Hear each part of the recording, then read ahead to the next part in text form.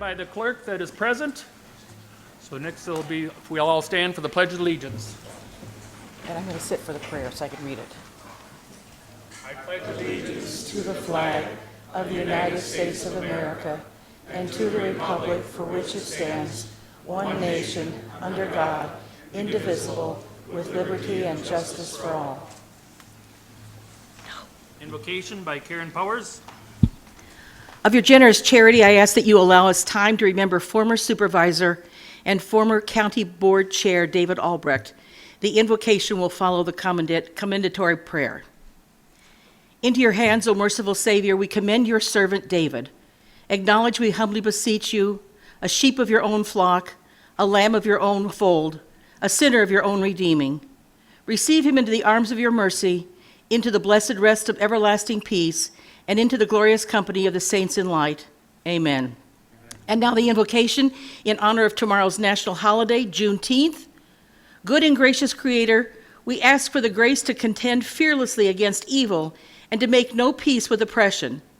Help us, like those generations before us, who resisted the evil of slavery and human bondage in any form and any manner of oppression.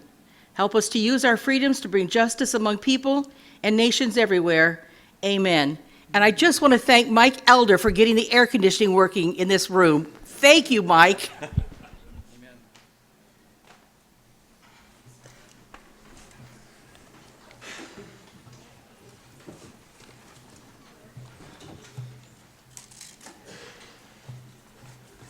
Communication from the county clerk.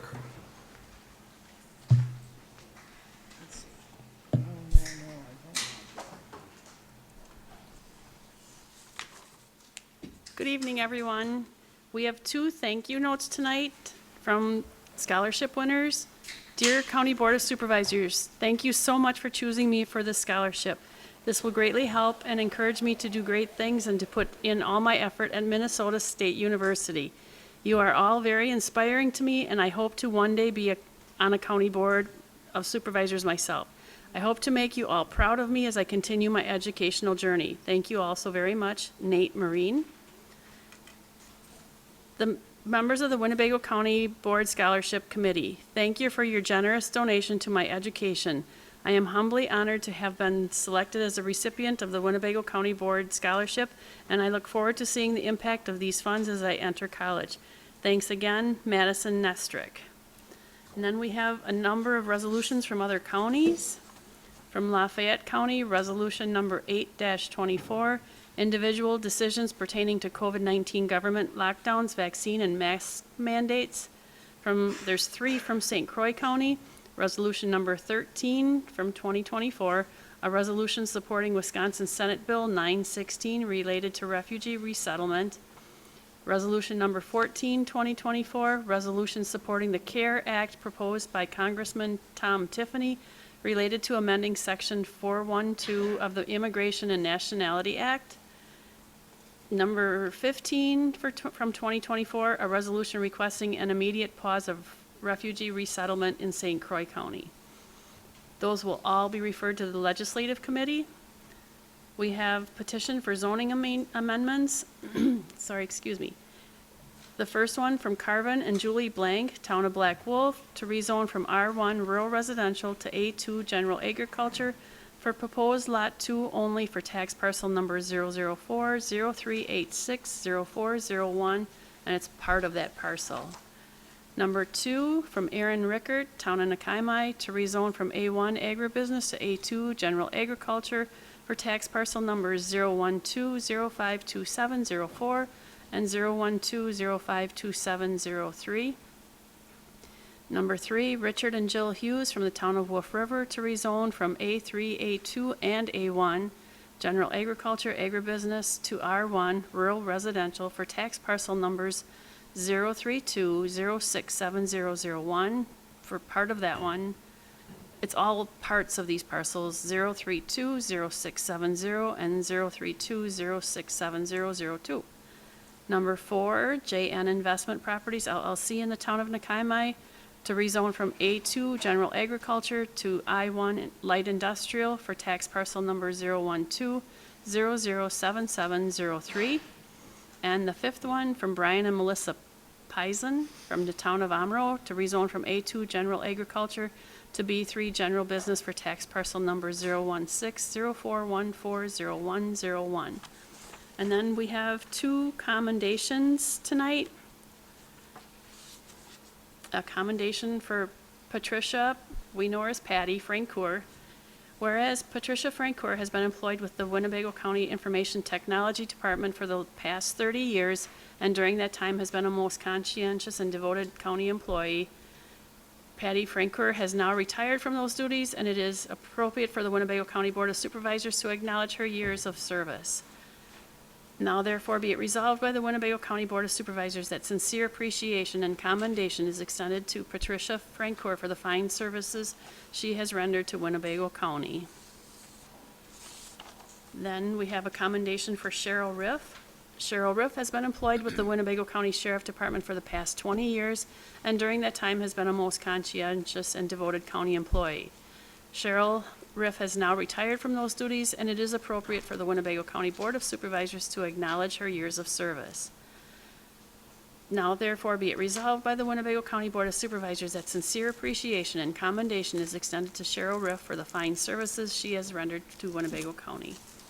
And that's my report. Reports from committees, commissions, and boards.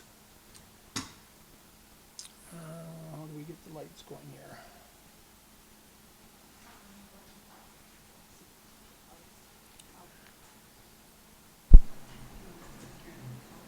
Karen Powers, Supervisor Powers, yes.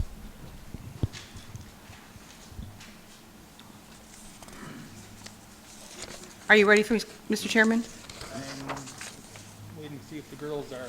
I don't have that in front of me. Your lights on. Yeah, okay. Tonight we'll be considering a couple of resolutions to accept grant money. There are former supervisors who are former supervisors because they turned down free money. You may think bringing up the tired trope of taxpayer money will make a nice soundbite, will ring in the minds of voters, and to some low-information voters, you may be correct. However, keep in mind that turning down grants saves no taxpayer anything and may, in fact, cost us in the end. No one will be reimbursed tax money paid if we turn these down. Instead, our taxpayer money will be sent to Mississippi, Kentucky, Illinois, New York, California. We have wasted a lot of time debating the acceptance of grant monies in the past sessions. Hopefully, we have learned our lesson during this term. Thank you, Mr. Chairman. Anyone else wishing to speak to the board at this time? Supervisor Swan? I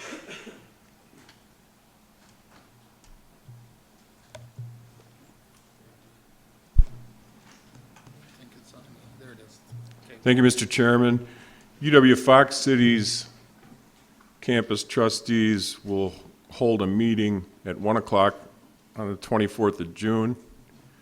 It is my hope that the county executives will be either present or attached to that meeting by Zoom so that they can comment on the current situation at Fox Cities. The campus, though closing, will be open until June of 2025. Thank you. Thank you. Anyone else? Supervisor Bender?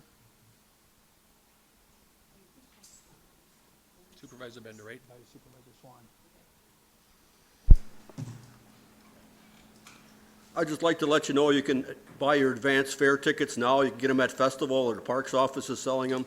I think the clerk's office might be selling them. They're $12 now. If you wait until the day of the fair, you're going to pay $15. So if you know you're going to go to the Winnebago County Fair, you might as well buy them in advance and save yourself a couple dollars. Supervisor Hancock Cook? I just wanted to comment, I've had recent constituents contacting me, one about the UW Fox Valley closing and the level of concern. Numbers of them are involved in various activities in the planetarium, the Weiss Earth Science Museum, the music programs that are happen there, and they're very concerned about the closing and what's going to happen with all of those facilities. The other thing I heard frequently is the confusion and ongoing confusion about receipt of ARPA or Spirit funds to various municipalities, Nina being particularly unclear about what is required in order for them to receive their funds. So I would like to request that we have clarification from the county executive and the director of finance on exactly what steps those municipalities or entities need to take, what the timeline expected with those are, so that there can be clarity on what we're doing and how those funds are being dispersed, because that continues to be an issue with my constituents. Thank you. Thank you. Supervisor Schellinger? Thank you, Mr. Chair. There will be no meeting of the Parkview Health Center Committee this month. There will be a meeting in July. That's all. Thank you. Anyone else wishing to speak to the board? Supervisor Hanson? Thank you, Mr. Chairman. Just briefly, I want to echo Supervisor Hancock Cook's comments that when the executive is up, I'm going to ask some specific questions on the Spirit Fund. Mostly what I want to address is yesterday we had our second meeting of the Ad Hoc Task Force Committee. I thought it was a very productive meeting. We have agreed to take the rules and address them by section. Our next meeting is July 15th at 4:30. I would absolutely encourage engagement from all supervisors, either to attend or to email anything that they feel they need to address on the rules. We have agreed in this next meeting in July that we're going to specifically target rules 0, 1, 2, and 3, and section 9. So if anyone wants, has some input on those, we would love to hear it. Thank you. Supervisor Harrison? No, I was just pointing out that he was there. Oh, okay. Thanks, it's okay. Anyone else wishing to speak at this time? Anyone else wishing to speak at this time? Anyone else? Not seeing any. Is there anyone on Zoom?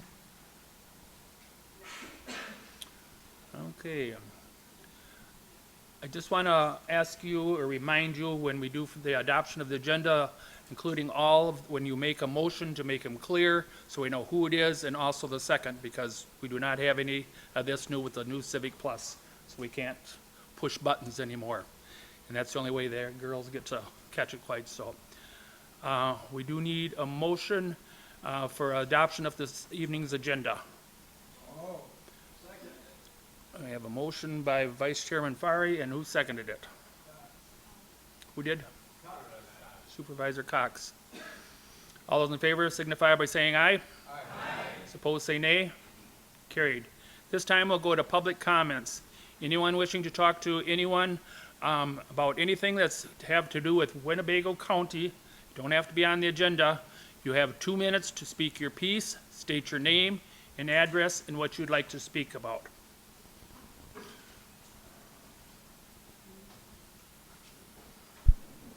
Good evening, Kay Horan. I live at 324 9th Street, Neenah, Wisconsin. I am here because in the Neenah News, there was an article about monies from the Spirit Fund not having been dispersed. I would say that at the last county board meeting in March, there was a great deal of money that was supposed to be dispersed, and it went to several entities. But I also know that back in November of 23, and it would have been November the 21st of 23, there was also money that was appropriated, and St. Vincent de Paul, although their food pantry is in service, has not received their $500,000 that they were supposed to receive. And the other place is Tri-County Dental. They have not received their monies. The other places I have written down are the Neenah Police, the Menasha Police for their barriers, the fire department phones that were supposed to be for their communication access. As I recall back when I was listening to those meetings, that was going to the fire chief of the union to then be dispersed to the various fire departments. And I don't believe that they have received theirs. And I know that the building that was supposed to be built on Breezewood, I think, out west of 41, where they were going to be doing all of their exercises for several of the municipalities, They have not received their funding either. I guess my question is, what's going on? Is there some miscommunication? Are we unaware of how this is supposed to happen? Is there a date specific? I know there's a date specific for these monies to be distributed and a date specific for these monies to be spent, but we need to get all of this information in hand. I would like to know that I'm not getting my information from the Neenah News. Thank you. Thank you. Anyone else wishing to speak to the board this evening? Anyone else? Anyone else wishing to speak to the board? Anyone on Zoom? That part is closed. County executives report and appointments.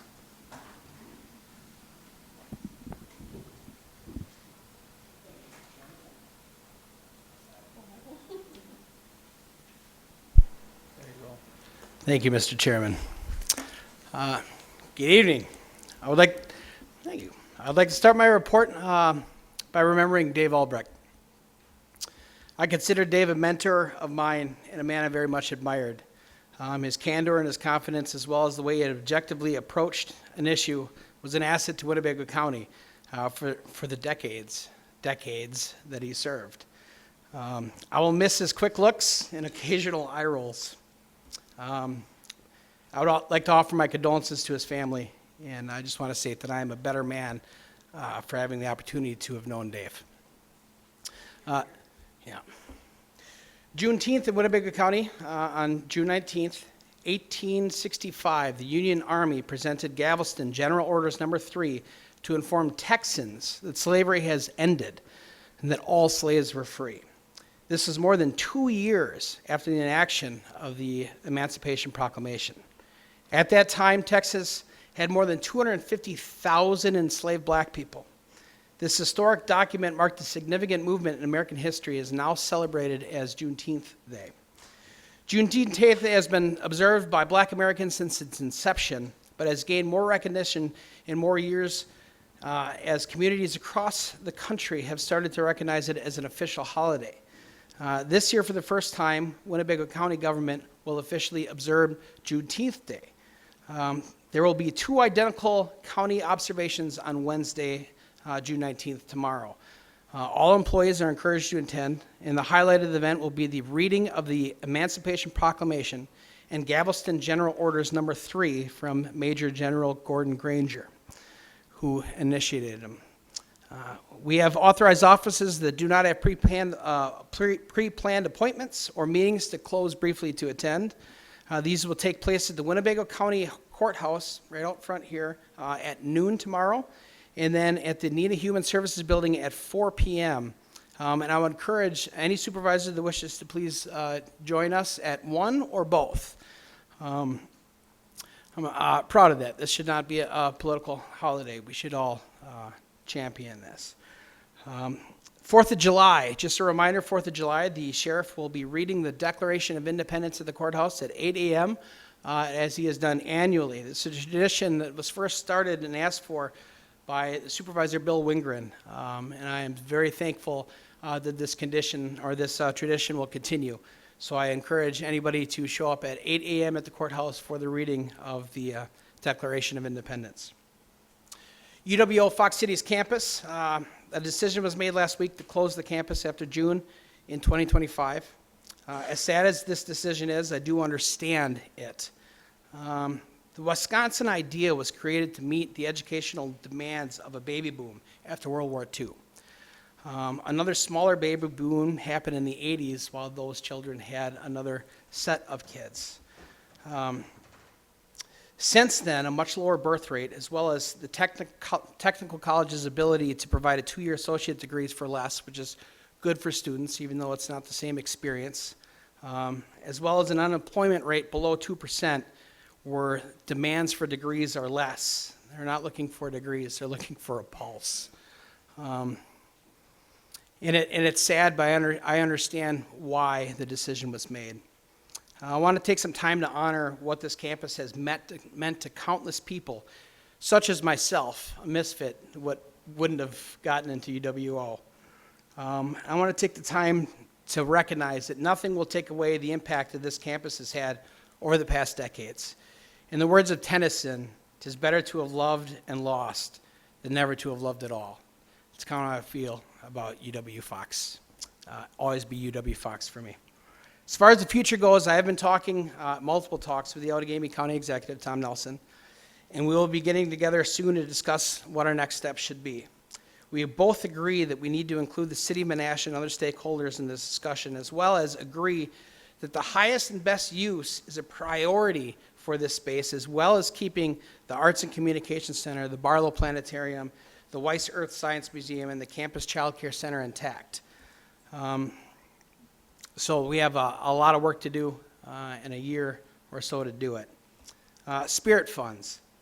In response to media coverage of the Spirit Fund allocations, I want to assure you that we are doing everything we can to expedite these agreements. I want to commend staff for navigating this enormous lift with minimal staff. I mean, you're looking at it. As of yesterday, all agreements and checklists were sent out to everybody on the remaining 18 that we're still working on and everybody that was ready for them. We still have 5 organizations we're not ready for that. We are still on task and on our timeline for administering the vast majority of these funds by the end of this month, and always were. I'd like to thank Chairman Egan for agreeing to hold on an ARPA Commission meeting until July to allow us to get this completed and get these dollars out. One thing I want to address is the radios. For instance, the radios was initially going to be one allocation to the trade association for the fire chiefs. They were unable to facilitate or administer those funds. So we in turn had to work with all these agreements with 16 different municipalities and their fire stations and their fire districts to get that complete, to make sure that we were following the letter of the law, to make sure that we were compliant, both for us, for them, and for the taxpayer. And I do want to address really quickly St. Vincent de Paul, the complication, the legality of that. There is an Attorney General opinion out there that expressly says county boards are not allowed to grant money to food pantries. However, we think that we have a very good reason and a very solid contract to make sure that they are protected in the future. Because if somebody were to sue them, they would have to surrender that money back. So we need to make sure that they're protected, that we're protected, that accountability is there. It's not as easy as just cutting a check, and I wouldn't want county government to just be able to cut a check that freely anyway. So thank you. Thank you for listening to my report. I would now like to ask Chairman Egan to open the floor for any questions for me on this report or any items on tonight's agenda.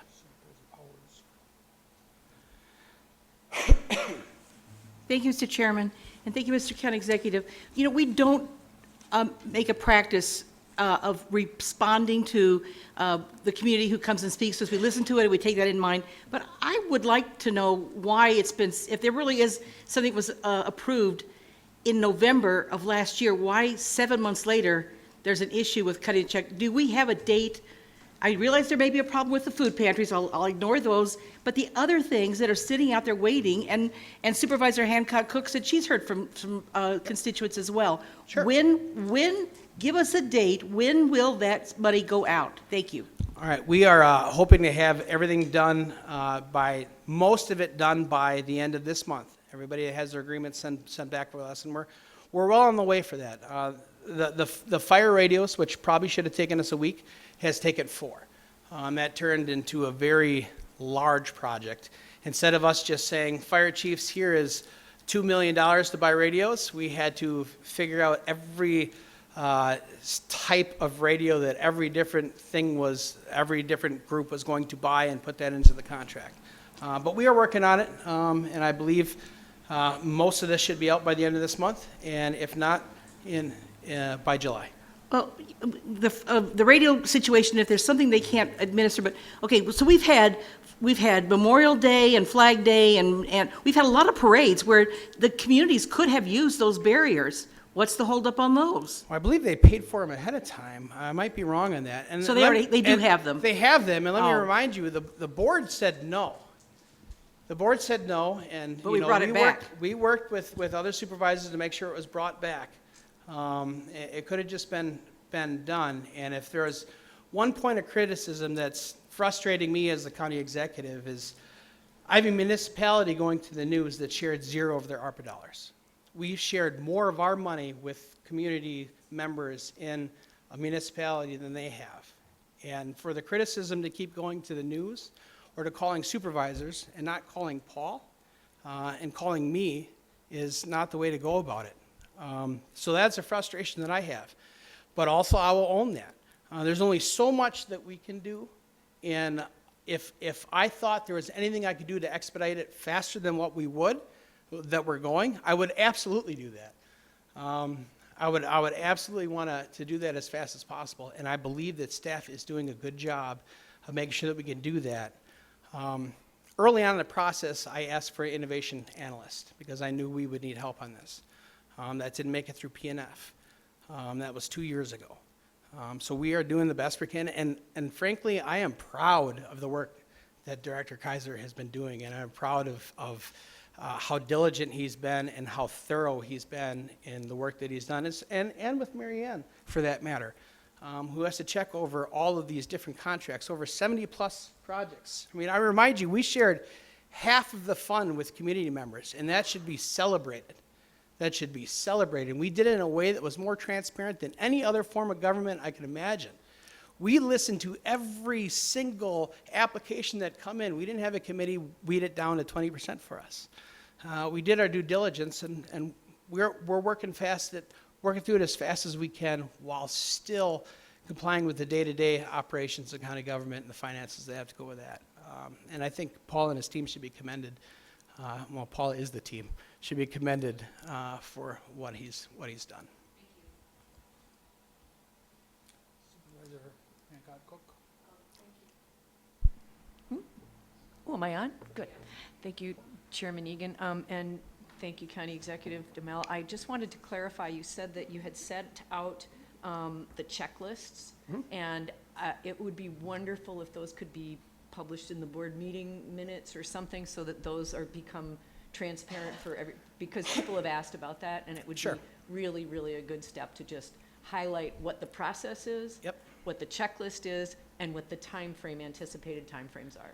Yeah, I appreciate that. We could surely get that out. One of the challenges with this is coming up with a use to make sure that the county has use of whatever it is that we're paying for. The barriers, for example, we wanted to make sure that there's an emergency use in the county that we had access to these barriers.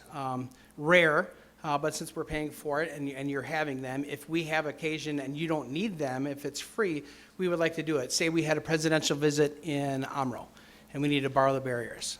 So just the use for that.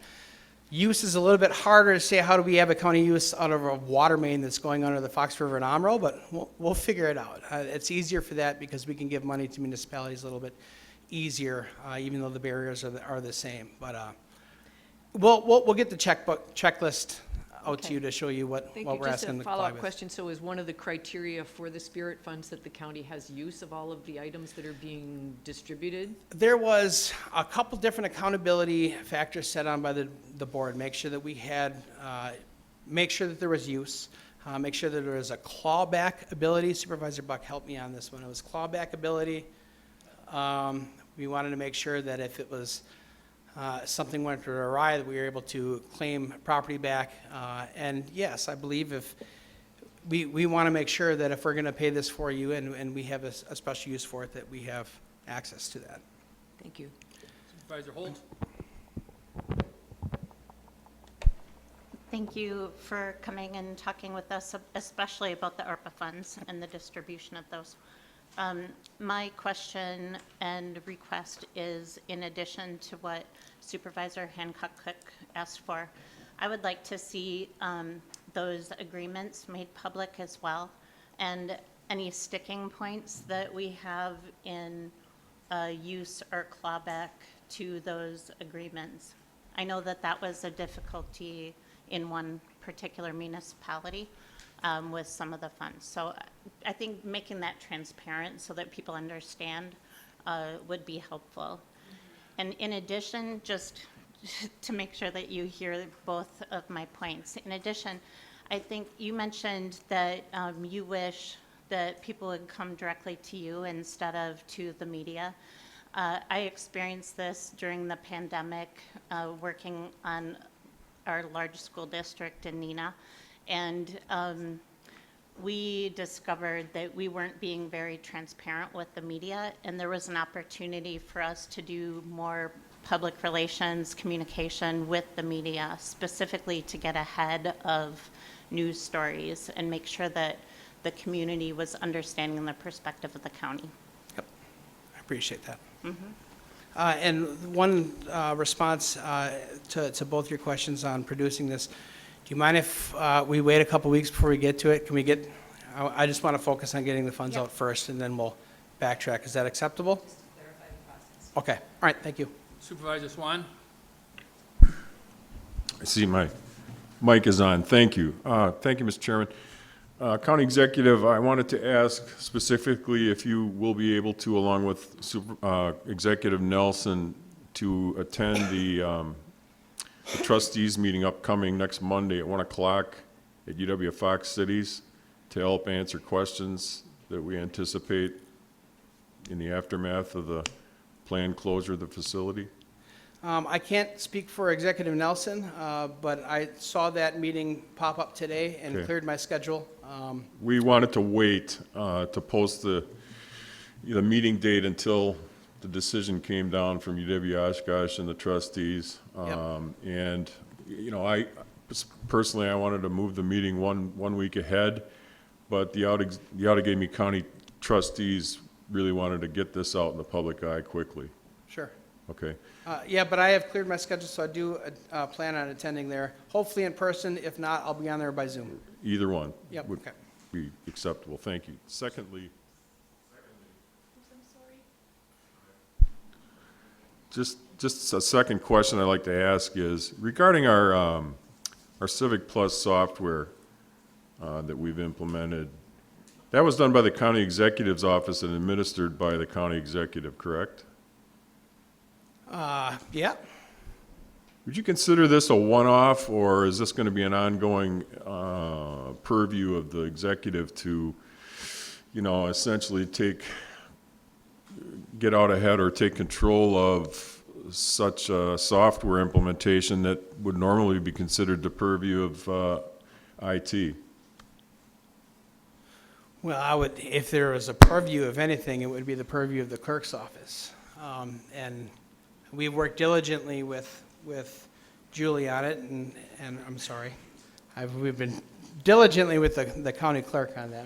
Well, I understand, but every time I asked a question of IT regarding this software, I got pushed back to the county executive, and my question is, you know, does the county executive really have the skill level to implement a software package like this as well as IT could have?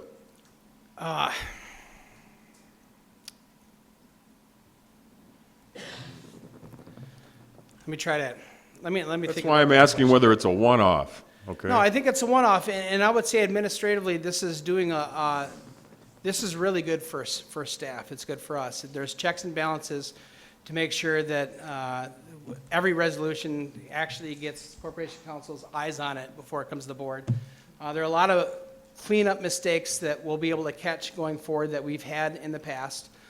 We have a lot more material with committees now than we ever had. 3 years ago, remember, there were no agenda item reports, there was no draft resolutions. I'm not Yep. saying the software is a bad thing Yep. necessarily, and it's taken some time to implement, but we're starting to I feel, guess we're can you feeling a little explain bit like one-off? guinea pigs here. Can you explain one-off for me? What do you mean by Well, one-off? I mean, going forward, is the county executive's office going to get essentially under the skin of IT or take over their function? The executive's office is responsible for the daily administration. Of course. Right. But I'm saying, So, yeah. you know, you've taken this away from IT completely, really, right? Well, I would disagree with that. I'm not going to put Julie on the spot, so, or sorry, Clerk I'm just Barnes. asking. Yep, I'm right. just putting this out there. Yep. Okay? Thanks. Supervisor Hanson? Thank you, Mr. Chairman. Thank you, County Executive Damo. First and foremost, I want to thank you for the time you took to remember former Supervisor Dave Albrecht. That was pretty great. To briefly address former Supervisor Kay Haran, when it comes to the news, you and I both know, as well as other supervisors, that when you read some of the things in the newspaper, it's not always accurate. I have been frequently misquoted. I'm sure you have as well. So keeping that in mind, I am going to push back on one thing. Supervisor Hancock Cook mentioned it. You sort of said,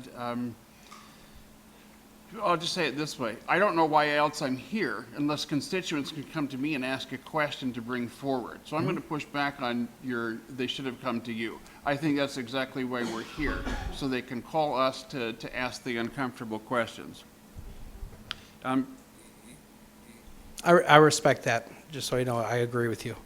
But secondly, here's where and you briefly addressed it. I believe it was Supervisor Buck that did I'm going to call it the clawback clause in each of the resolutions. I haven't pulled every resolution. I believe it's in all of them.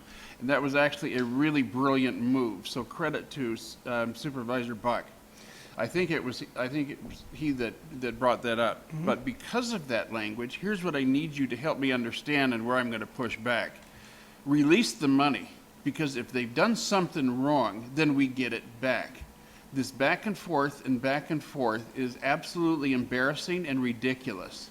So help me understand, with that clause in those contracts, or excuse me, those resolutions, why this isn't going out faster.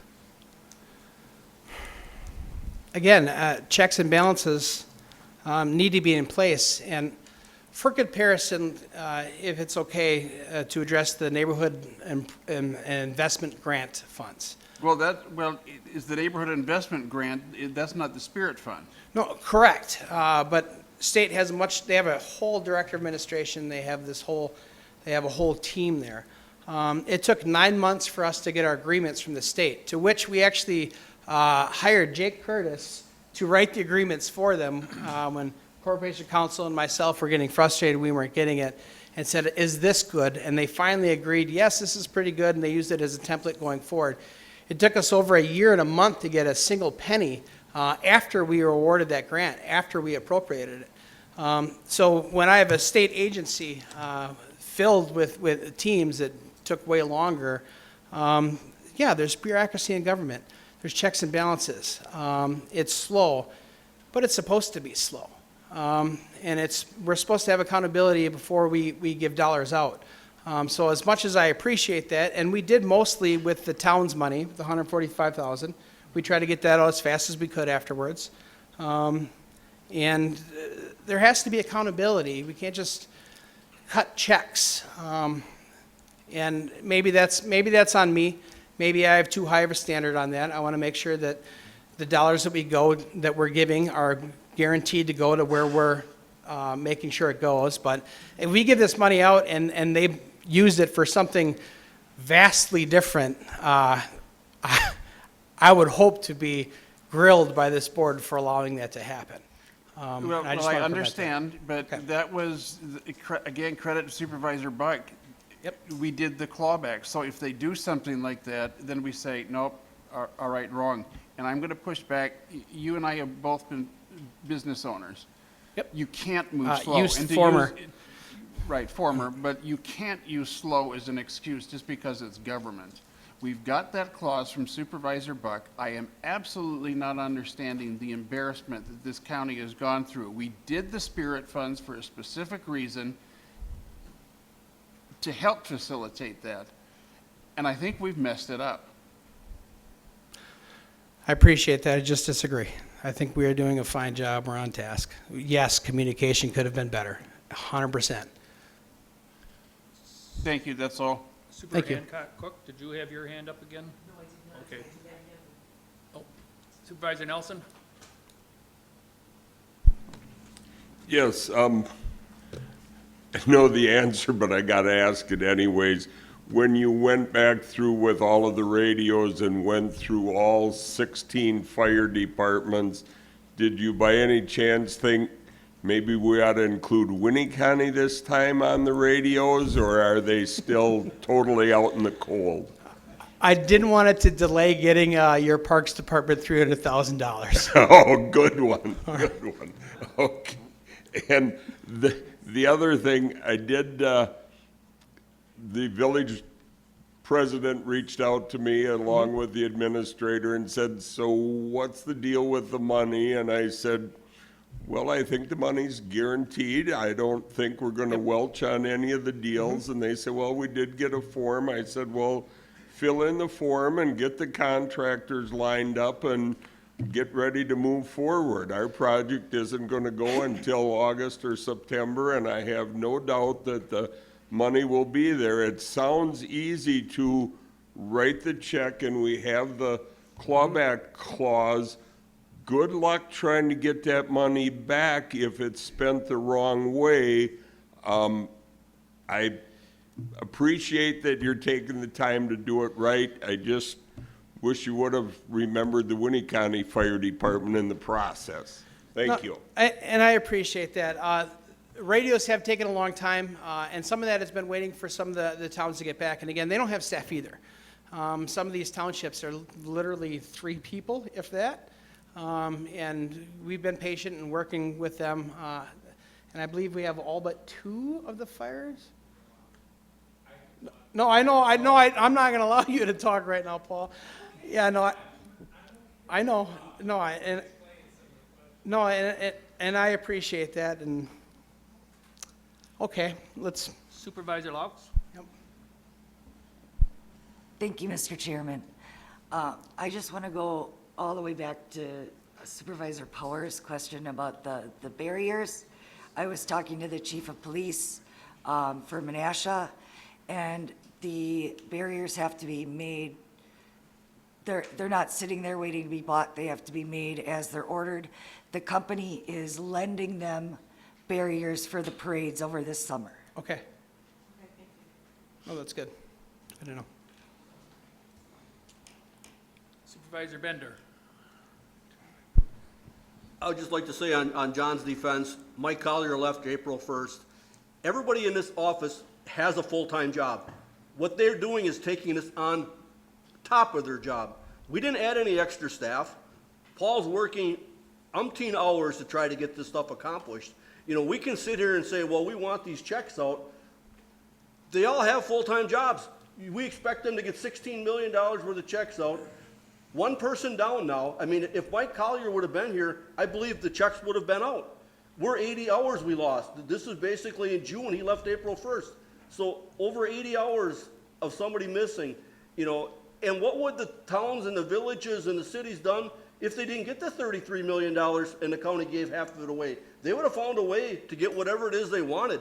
Be grateful. The money's coming. We're doing the best job we can as a county. We want to make sure the money is distributed fairly and accurately so that we don't get ourselves in trouble 2 or 3 years and the federal government's coming back to us and saying, you owe us $10 million. You didn't follow this procedure. Take our time. Get the money out. It's coming. We approved it as a county board. They know the money's coming. Okay, being that it's not on the agenda, I think we've talked about this quite a while. All right. I think that we all know that you can either contact the county executive or the finance director, Paul, and get your answers. They can get you the information. What if your papers aren't filled out, they can tell you how or whatever. So I think we'll move on. All right, thank you. On to appointments. Yes, sir. Oh, I didn't see, I don't have that anymore, so sorry about that. Yeah, you'll be able to speak then. May I speak? It's probably the Yes. proper English. Thank you, Supervisor Mr. Chair. Stafford. Appreciate that. Thank you. Thank you, County Executive. So, boy, I'm going to just bring up just 2 really quick things. Surprise about the Spirit Fund, right? I just want to be the voice for Nina right now. Yep. I'm not going to speak for the mayor and for the aldermen that I've spoken with on this, but I do feel like there has to be some level of counter to that, because, you know, I talked to you about it, I understand what's going on, talk to them, and they're very confused. They're very confused. And I will tell you right now, what they would have said, well, they've sent emails to Director Kaiser. They've sent emails and tried calling the county executive's office. No one responded. That's what I'm hearing, right? So a lot of confusion, a lot of people saying, hey, we're trying, we're over here, we do appreciate the money. I know they do because they've said it. But I'll tell you from their point of view, they're frustrated. We're frustrated at the county level as well. A lot of frustration going on. The only thing that I could recommend is I think there's a lot of back and forth. And at a certain point, the back and forth becomes very ineffective. I would recommend that you figure out an hour, a half an hour, where you can sit down with Mayor Lang and maybe the council, if they're available, and have a conversation. I think if you would have a conversation, perhaps, it would be a little better. I don't know.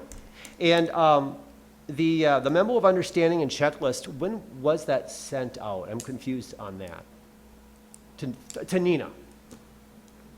Well, Paul, would you like to answer that? I believe that was sent out May 3rd and May 13th. So there's another confusion point, because from what I heard today from Mayor Lang was they just got it yesterday.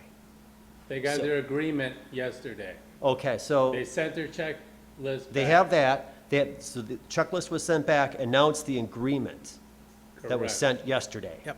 I don't have my microphone They on, got it so- yesterday, right? Yes. Okay. So. John don't want me to speak, but I want to make sure I had a finance director. We had a nice long talk. he wants me to still be here tomorrow. Yep. Sorry, continue. Go ahead, Supervisor Stafford. Okay, thank you. So my point is, I would also like to see the agreement as well as the support documentation. And since it's already been sent out to the municipalities, I mean, I could just go to them and ask for it. But I think that as a county board supervisor, if it's being sent out, I should be able to see that and not wait a couple weeks. So if there's any way someone from the office could just, like, I don't know, forward an email or something, I don't know. I know that in conversations I'm having with the city, when they're asking questions because they're not getting responses from the county, I have to be able to have some level of understanding. Since I am, for two of them, I am also their county board supervisor. So it puts me in a really bad position too, because I don't like it when I can't tell a constituent what's going on.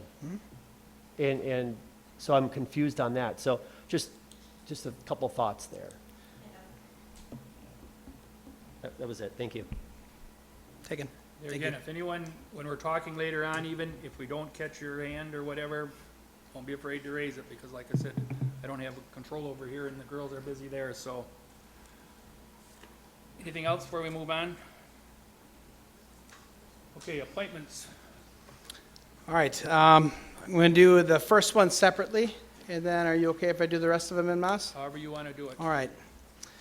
So below are my appointments to boards and commissions. But first I want to appoint Director of Solid Waste, Catherine Hutter.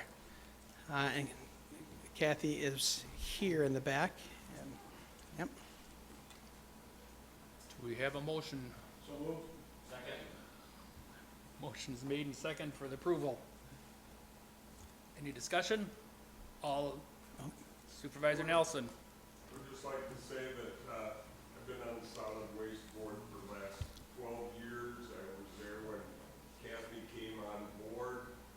She started monitoring our dumpster recycling and secretarial work, and has worked her way up through many challenges. She's met all the challenges with dedication and in some instances determination, and I am very pleased with the appointment that we have. I would encourage everybody to approve this appointment. All those in favor signify by saying aye. Aye. Opposed, say nay. Carried. Congratulations, you got one more vote than Mike Collard got. Another tribute to Dave Albrecht. Love that, man. All right, East Central Wisconsin, or East Central Regional Planning Commission. I'm appointing Mayor Austin Hammond from the city of Menasha. Winnebago County Housing Authority, Mr. Robert Keller of the town of Black Wolf. And the Board of Health, Supervisor Kate Hancock-Cook, representing the city of Neenah. We have a motion by Vice Chairman Fari. Who seconded it? Seconded by Supervisor Cox. We're doing the three of these together. Any discussion? Any discussion? Any discussion? Not hearing any. All those in favor signify by saying aye. Aye. Opposed, say nay. And one abstention. Thank you.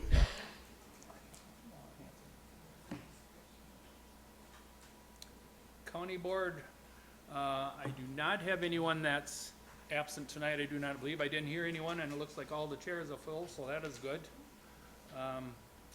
One, I think, good news for the majority of you, I know some of you might not like it, but I had a lot of you ask for it, but being with this new Civic Plus, we have gone through committee and this and that, and we will be getting HP 15-inch laptop computers, July or August, for each one of you. Some of it had to do with this new Civic Plus. You'll be able to get more stuff on there. It'll be that much more easy to work with. It'll be that much bigger. So hopefully that you're satisfied, most of you. Anyways, or all of you, your iPads will have to come back in and you will be given one of them. So is there any questions on that? Supervisor Swan. Thank you, Mr. Chairman. I was just wondering with these laptops, will we be able to split screen our agenda and the voting action, or will we otherwise be able to see both on the screen at the same time? Yes, we'll get it. Don't know yet? We're looking at IT and we're You looking. may not know yet, but it's just, I No. wanted to put the question out there. I Okay. appreciate I think the laptops will help, especially if you want to go paperless in the future. But I think that these will help do that. And secondly, I wanted to ask, for those supervisors that otherwise wouldn't want to maybe haul that 15-inch laptop around, will the carrying case make it easier? And then if they don't want to haul it at all, will we have access to the desks to be able to lock them in after each meeting? You will have a backpack to carry them in. You will also have a mouse. You'll have a regular little computer. And one other question, will there be a repair fund on these? Do you have the monies available to maintain the computers? Hopefully nobody needs a repair fund. Well, if you lose the mice and stuff like that, will you be able to get a replacement and Sure pay that we for it? will, Okay, as long as it's not your fault. yeah, Just like right. the iPads. I understand that, yeah, I thanks. think Supervisor Holt, did you have a question? Yeah, mine was a similar comment regarding the laptops. I do really like Civic Plus. I think it helps us immensely. I advocate and second the request to move to more online documents in advance of our meetings so that we can review them without waiting for the paper copies. And although the paper copies have been coming earlier to those of us who have to see it go from here to Milwaukee and back, I think that there is a benefit for us to just have it electronically. And for those who don't want it electronically and want a paper copy, maybe they can opt in versus us all getting those paper copies. So that's just input on that matter. And then regarding the laptops themselves, one of the other reasons that we approved those funds was because you can get IT support directly. They can see what we're seeing on our monitors, and on the iPads, they can't do that right now. Supervisor Laux. Thank you, Mr. Chairman. Is it possible for us that are completely proficient at iPad to keep iPad? No, once the computers come, the iPads will come in. Because they're going to be traded in or sold or whatever from there. That's where some of the money's coming from. Supervisor Stafford. Thank you, Mr. Chair. Just so you know, my mic never turned off, So I don't know if that was a sign that you want me to talk more. Oh, I thought it was. I thought it was. But since it is on and I have the floor, I do want to say, I agree. I think Civic Plus is really good. So I know, we've been hearing a lot of negatives. And, there's always going to be negatives with new tech. It just happens. I find it to be a really solid tool. And I find it much more useful than what we had with open meetings. So thank you very much for all of those who have done this. I know this is not an easy thing. And there are a lot of people that have been involved in this, and just thank you. Okay, now you can turn my mic off. Yes, sir. Billy. Thank you, Mr. Chair. So I really like the way that this laptop situation was handled. I love the fact that these newer iPads are going to go to replace older iPads in the county. That's cost-saving measures that I really, really appreciate seeing. As far as what I was reading, there's a discrepancy in the price, and I was just wanting to clarify, is it 17,179 or is it 19,179? And from reading this, I just wanted to answer one of the questions that was brought up about split screening. I see here that they're HP, that to me that looks like the assumption is they're Windows-based operating systems. All Windows-based operating systems, newer versions above Windows 7, you can snap drag your windows to one side or the other and it automatically splits them. But the question was about the price typo or discrepancy. Is it 17,179 or 19,179? I'll have to get back to you on that. I think it's 17 if I remember right. The price for all of these started out at 36 and it come down. We got a really good deal in that on them, and that's why we could afford the backpacks, the mouse and everything else. So that's why we went with that. But I think it's 17 something. But I'll get back to you. This is an absolute. Oh, hold it. Supervisor Cox might have it right here for us.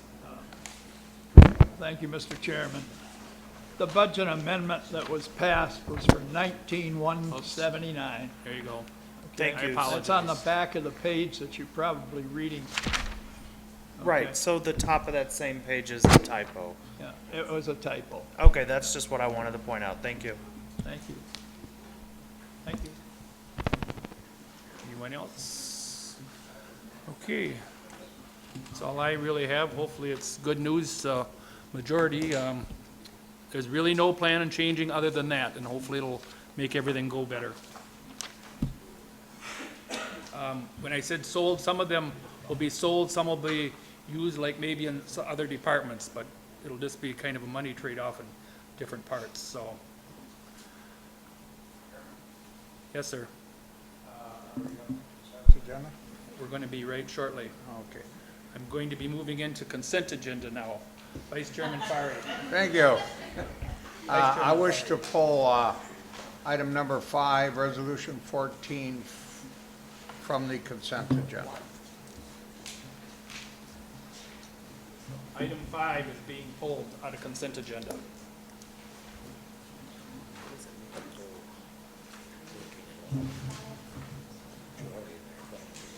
If you want to pull anything, now is the time to, otherwise it'll all get at once. Not hearing or seeing any other. All those in favor of the consent agenda signify by saying aye. Aye. Those opposed say nay. Nay. One nay. Who is the nay? Supervisor Zelmer, was that you? Okay, we'll go back to item 5. Vice Chairman Farry. Thank you, Mr. Chairman. I assume the Chair of Judicial wants to bring this in? Go ahead. I'll bring my comments up under discussion.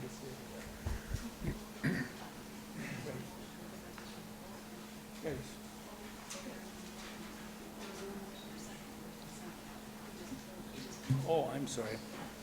We got a, I thought we just did. All those, yes, we did. All those in favor of the consent agenda with item number 5 being pulled, is there a motion for that? They said we didn't have it. Motion made and seconded. We got the 2. All those in favor signify by saying aye. Aye. Those opposed say nay. Now we got it. So now we'll go back to number 5. Do you want Supervisor Wise to come in then? Please. Supervisor Wise will be bringing it in first.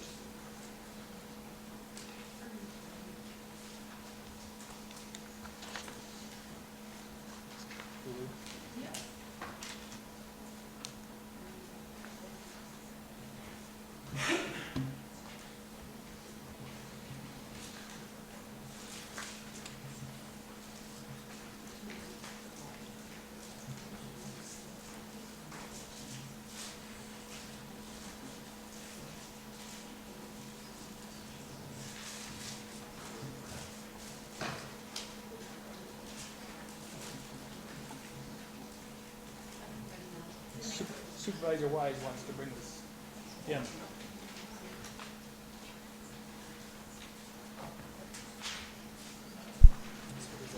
Thank you, Mr. Chairman. This is in regards to Resolution 014-062024, authorizing Winnebago County to enter into the settlement agreement with the Kroger Company, agree to the terms of the participation agreement, and authorize execution of the participation agreement. Regarding the resolution, I would like to move also to amend this resolution to add 2 further, be it further resolved clauses. Following the Judiciary and Public Safety meeting, outside counsel recommended adding 2 further, be it further resolved clauses, as is referenced under policy discussion in the agenda item report included in the County Board Supervisor packets. I would like to make a motion that this would be considered, this resolution would be considered. Second. Motion is made and seconded to amend it. Any discussion? Discussion. Discussion. Vice Chairman Parry. Thank you, Mr. Chairman. The reason I pulled this from the consent agenda, I have not supported this lawsuit that's been going on with the drug companies from day one. So I certainly wish to be consistent with my voting and my thinking on this process. So I will be voting no. I had to pull it to vote no. So just a brief explanation. Thank you. Mr. Chairman? Any discussion on the amendment? Mr. Chairman? Yes, sir. Yes, would it be okay if I read the 2 be it further resolved clauses? Sure, ma'am. Okay, thank you. Be it further resolved that all proceeds from the settlement agreement not otherwise directed to the attorney fees account shall be deposited in Winnebago County's opioid abatement account.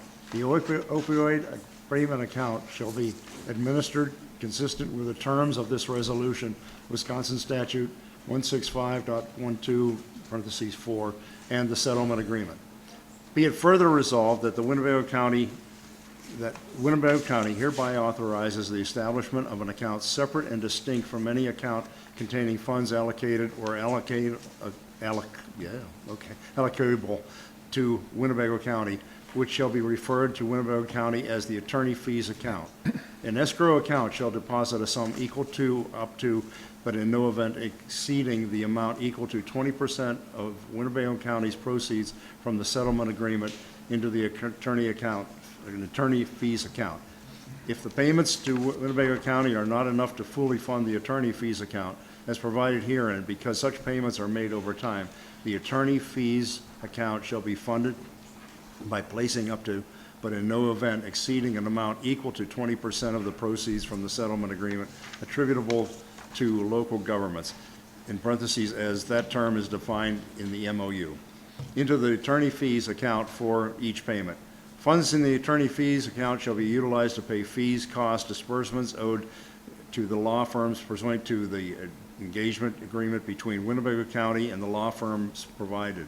However, the law firms shall receive no more than that to which they are entitled under their fee contract when considering the amounts paid the law firms from the fee fund established in the settlement agreement allocable to Winnebago County. The law firms may make an application for payment from the attorney fees account at any time, and Winnebago County shall cooperate with the law firms in exceeding any documents necessary for the escrow account to make payments out of the attorney fees account. I'm sorry for the mispronunciation. My glasses just broke before I came in here, so I got 2 prescriptions ago. Been a motion made and seconded for the amendment on this. Is there any other discussion? Any other discussion? Supervisor Hanson. Thank you, This is Mr. on the Chairman. amendment now. Well, I'm actually seconding and approving the amendment. Is it improper to address Supervisor Fari's comment? Voting no? He did, so yes, I guess you can too. As everyone knows, at least I hope they know, I'm very passionate about going after these funds because the irresponsibility that facilitated some abuse and the crisis in the opioid, I don't want to turn my head and say, well, okay, it's over and done. Someone needs to be responsible and pay. And so that's why I have been aggressively going after any of the funds that are available to help facilitate any mental health, any abuse that is going on in this county. Thank you. All those in favor of the amendment signify by saying aye. Aye. Opposed, say nay. Carried. Now on the original resolution as amended, do I have a motion? Motion by Buck. Second by Frankie. Motion by Buck. Second by Frankie. Any discussion? Any discussion? Not hearing any. All those in favor signify by saying aye. Aye. As opposed, say nay. Nay. Carried. One nay. Vice Chairman Fari.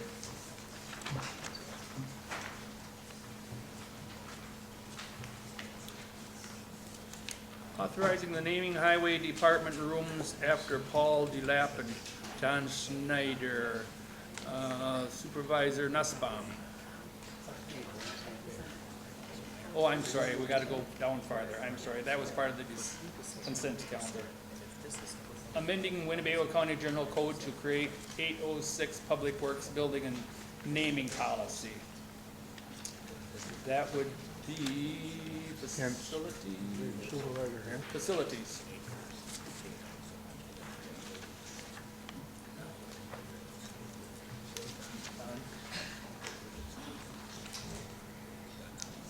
Facilities.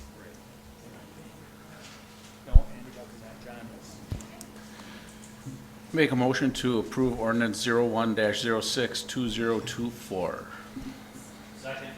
Motion made and seconded. Any discussion? Any discussion? Any discussion? Not hearing any. All those in favor signify by saying aye. Aye. Opposed, say nay. Carried. Amending the Winnebago County Code 11.06 Board of Health membership and terms. Supervisor Harrison. Thank you, Mr. Chairman. I move for ordinance 02-06-2024, ordinance amending the Winnebago County Code 11.06 for the Board of Health membership and terms.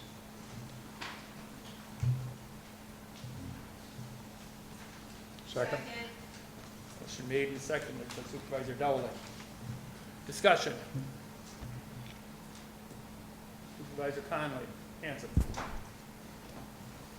I appreciate the homework that was done on, thank you, Mr. Chairman. I appreciate the homework that was done on this. I think this is a really good move. Thank you. Any other discussion? Supervisor Holt. I think I agree with that. Thank you, Mr. Chairman. I agree with that, and just wanted to note that at least in the paper copy, there seemed to be a typo on the number of supervisors representing on that board. You know what I mean? Wasn't the line number.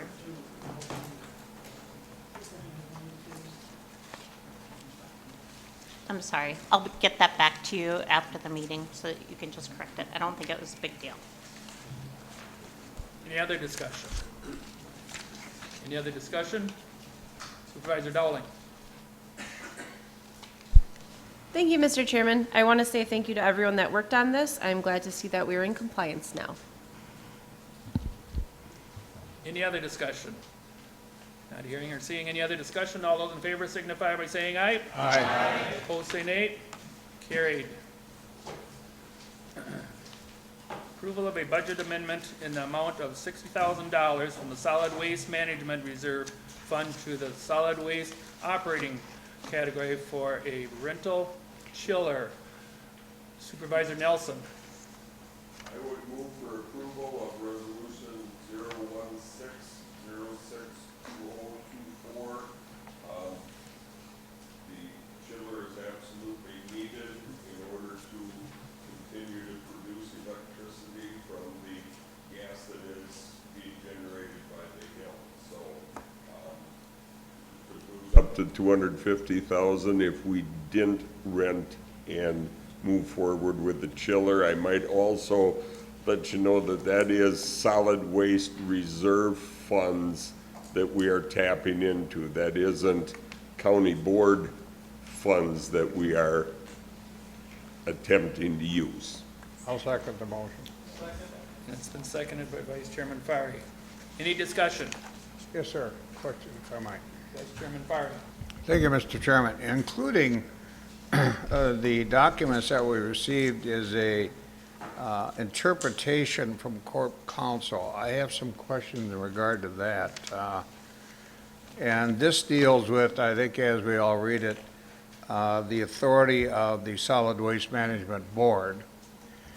I interpret this to mean that we have a interpretation now with the authority of that board and responsibility that differed from the previous Corp Counsel we had. And that would have been Bodnar, I believe. Am I correct?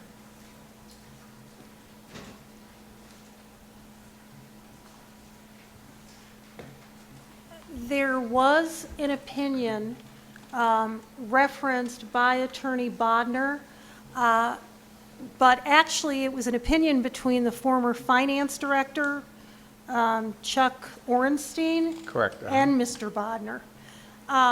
But we did a deep dive into this because there was a question regarding basically the authority of the Solid Waste Management Board, and was it part and parcel of Winnebago County. I reviewed 50 years worth of history, and I will also say Supervisor Eisen, who was on this board for many years and was also on the Solid Waste Management Board, was of great assistance in terms of giving me various information. And it was very interesting because when you went through the 50 years worth of documents, in the 70s and the 80s, it was very interesting that the solid waste would come to personnel and finance to get authority to spend money. And then the pendulum swung. And then there seemed to be a thought that, okay, we don't need to go to personnel and finance to get authority. We don't need to go to the county board. And then the pendulum swung backwards. But based on the statute, and you probably saw in my opinion, there is no question that basically the Solid Waste Management Board does not have operational authority. The county executive has operational authority. And the limitation that the Solid Waste Management Board has would be basically based on what the county board has in terms of the authorization they have. If you look at the county code, it specifically talks about, yes, the Solid Waste Management Board may have all of these powers subject to the approval subject to what the county board provides. So there are certainly, I have an opinion, again, based on all of the statutes, that says that the solid waste department is part of Winnebago County, and in terms of the budget, again, it is part of the Winnebago County budget. The fact that the Solid Waste Management Board presents the budget to the county executive, the fact that the county executive goes to the county board to approve the budget, it is part and parcel, and I can tell you there was a lot of research done on that. I appreciate all your work, but to me, the elephant in the room, so to speak, would be the 42 million, I believe, and I'm quoting Supervisor Nelson, that's held in reserve. Who will be managing that now? Will that be done with oversight by the board? Or is that specifically under the authority of the county executive now? No. We're talking a lot of money here, so. No, I understand that. I look at Wisconsin statute 6590, and again, it says basically that since the Solid Waste Management Board it's an enterprise fund, that it shall be, basically the expenses incurred in the operation shall be paid by the county and charged against appropriations.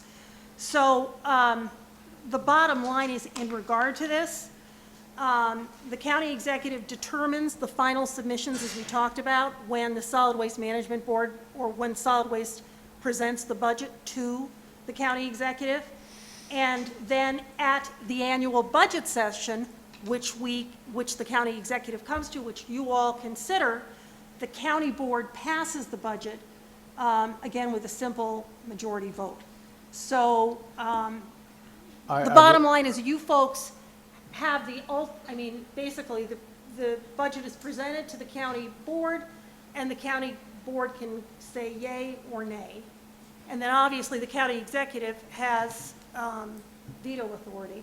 I appreciate your response. I believe you're referring to the operational budget for the department. My question is specific to the reserve fund. My understanding is of the 42 million, 15 million has to be set aside to meet the requirements of the DNR. That is You got correct. reclamation issues and all that. Specific to that reserve fund, who has oversight and authority to that fund specifically? Again, before I say anything, I want to look into that, because I am basically, my opinion was it had to go in front of the county board, but I will look at the reserve fund question. Thank you. You're welcome. Any other questions? Not seeing any other questions. All those in favor signify by saying, oops, I'm sorry. Supervisor Nelson. Just, we're throwing out a lot of numbers, and just want to clarify a little bit. The Solid Waste Board, the reason we have a reserve fund is now that that landfill is full, we aren't really making any money there. We're going to lose $1 million, $2 million every year because we have to transport everything up to either Brown or Outagamie County. Somewhere we're supposedly good until 2035 on having a place to go with our waste. But after 2035, we got to start looking. If we have to start looking for a site again in Winnebago County, it's going to take 10, 20 million to do that.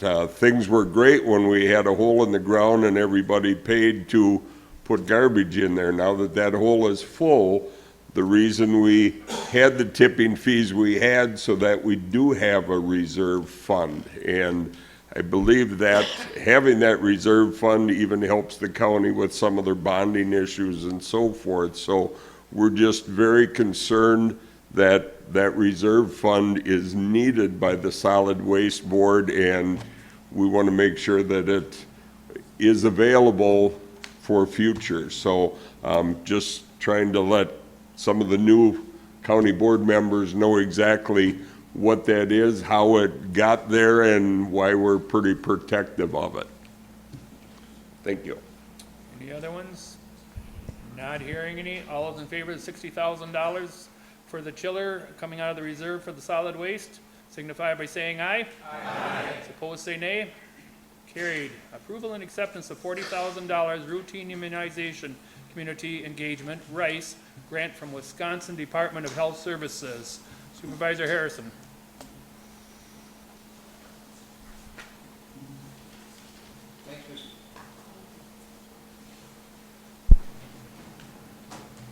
Thanks, Mr. Chairman. I move for approval 017-062024, resolution for approval and acceptance of $40,000 routine immunization, community engagement, RICE grant for the state, from the Wisconsin Department of Health. Seconded by Holt. Any discussion? Supervisor Hanson.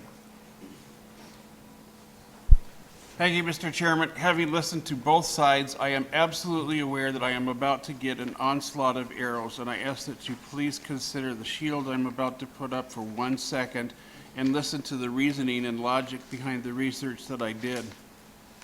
As I read the language in the whereas and the resolved, I was very intrigued and spent some time looking. And there's a lot going on around this world, the country, Wisconsin, and in this county. Previously, the states of Missouri and Louisiana have filed some very intriguing lawsuits. Yesterday, the Kansas Attorney General Kobach filed a separate lawsuit.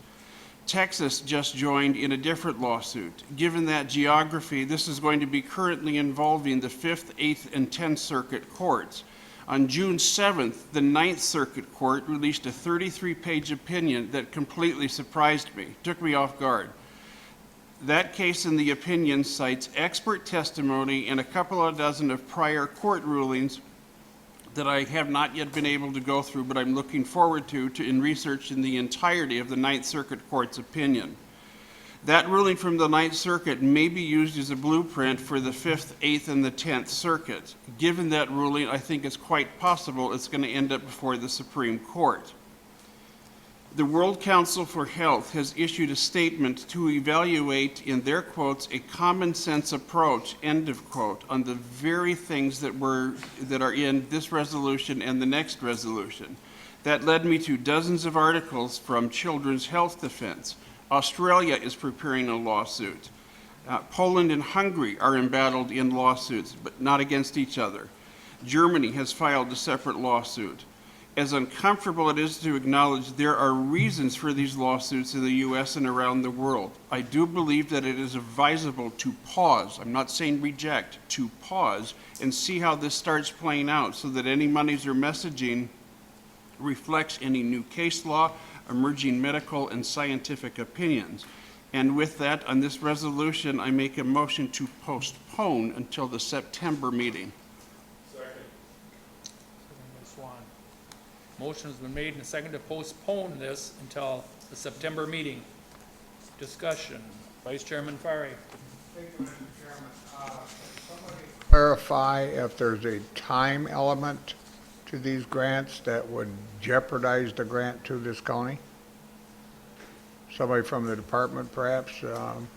Mr. Guerin, Director Guerin? With your permission, Mr. Chair.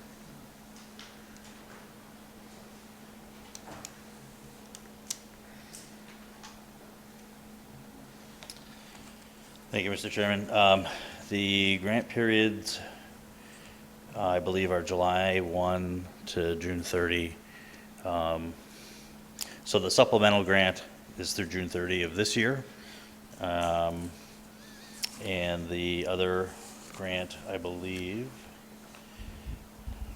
the RICE grant is through, I believe, probably June 30 of next year. I can confirm that. But there's always a time element related to these funds. These funds are related to remaining funds that were allocated to the state from the feds during the COVID pandemic. The intent of these funds is to address routine immunizations. So this is not related to COVID vaccinations. I believe the lawsuits that are being mentioned are related to suing Pfizer for information they released about the efficacy and safety of COVID vaccines that they produced. I believe previous lawsuits of similar nature have not gone anywhere. This could extend to a very long time. All that was really asked, that RICE grant, how long is that? Yeah, I believe it's So through they this. want to know. I believe it's for the 24th. Let me just pull that up.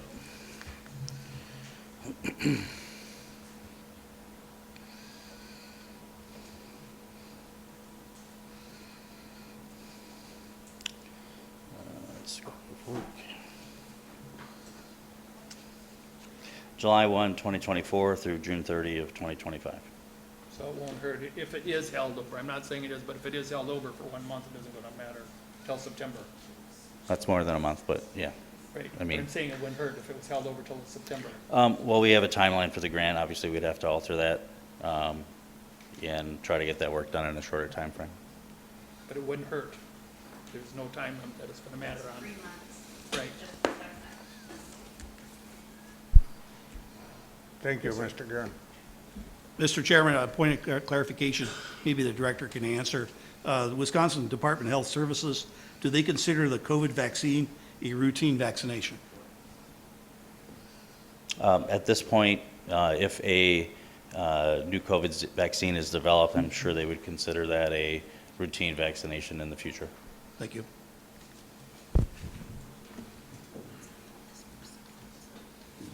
Supervisor Schellinger. Thank you, Mr. Chairman. Director Guerin, is there a deadline by which we have to accept or reject the grant? Like a lot of times we get these, and if we postpone them, we have essentially said no to the grant opportunity, because if we don't want it, the Department of Health Services will reallocate that grant to someone else. Do you know if there is a deadline by which we have to make a decision? I'm sure there is. I don't know how long of a time frame they would grant us. We could certainly pursue that by asking them. And these are leftover, these are funds that are left over from what DHS already had budgeted in this budget, right? Yep, basically this is, the supplemental funds are for sure, and the Rice Grant funds, I have to double check on that, but it's likely that that was a segment of funds that had a competitive application for in order to use. So it's likely so, but I couldn't say with 100% certainty. So I'm going to encourage everybody to vote against postponing this. The Rice Grant is one of the elements for this is to provide the MMR vaccine. The MMR vaccine has been around for 60 years. It is attributed by the World Health Organization as saving over 150 million lives. There's also a requirement to go to public schools to either have the vaccine or a waiver. Schools will be starting before September, and students will need these the proof of vaccination or their waiver before that. Waiting only hurts the people who want to get the vaccine so they can send their kids to schools. Thank you. Supervisor Nussbaum. Mine is on the main motion. Supervisor Dowling. On the main motion. Supervisor Powers. Thank you, Mr. Chairman. Director Guerin, you mentioned routine immunizations. Am I speaking to the right thing or no, Mr. Chairman? Pardon? I was looking at names, I'm sorry. Okay, so we're speaking only to postponement. Right, just postponement. I would say that I'm urging everyone to vote against the postponement. Picking out certain vaccines that may one day be considered routine. You know, we can have a man-in-the-moon vaccine one day, but, you know, we don't want to hang all of our hopes on that and discard measles, mumps, rubella, and diphtheria, and pertussis, and all those shots that our babies need, and vote against postponing. Thank you. Supervisor Holt. I concur, thank you, that was great. I concur that postponement would only affect those school children and their families who would like those vaccines and would like to attend public schools in the fall. And we do have a number of cases in especially Minnesota where students have come to school with measles or other diseases and created a situation for those schools where they had to shut down. So these are well-known, documented, researched, well-researched vaccinations that have been around for a long time, every single one of these. And I agree that postponement would only affect those families who are really looking for those vaccines. Supervisor Hanson, second time. Just please note, one of the reasons for the postponement, I am involving the World Council for Health. They are specifically addressing these very vaccines. Please research into the World Council for Health. I am also quoting and bringing in information, or not publicly, but the Children's Health Defense, which addresses these various things. That's why I am just asking for a pause. Director Gearden said that those are still available through, I don't remember the month, in 2025. This pause isn't going to hurt anything. Anybody that wants a vaccine can still get a vaccine. They can go to their doctor, they can go to a pharmacy. This isn't denying anyone anything. Supervisor Schellinger, second time. Thank you.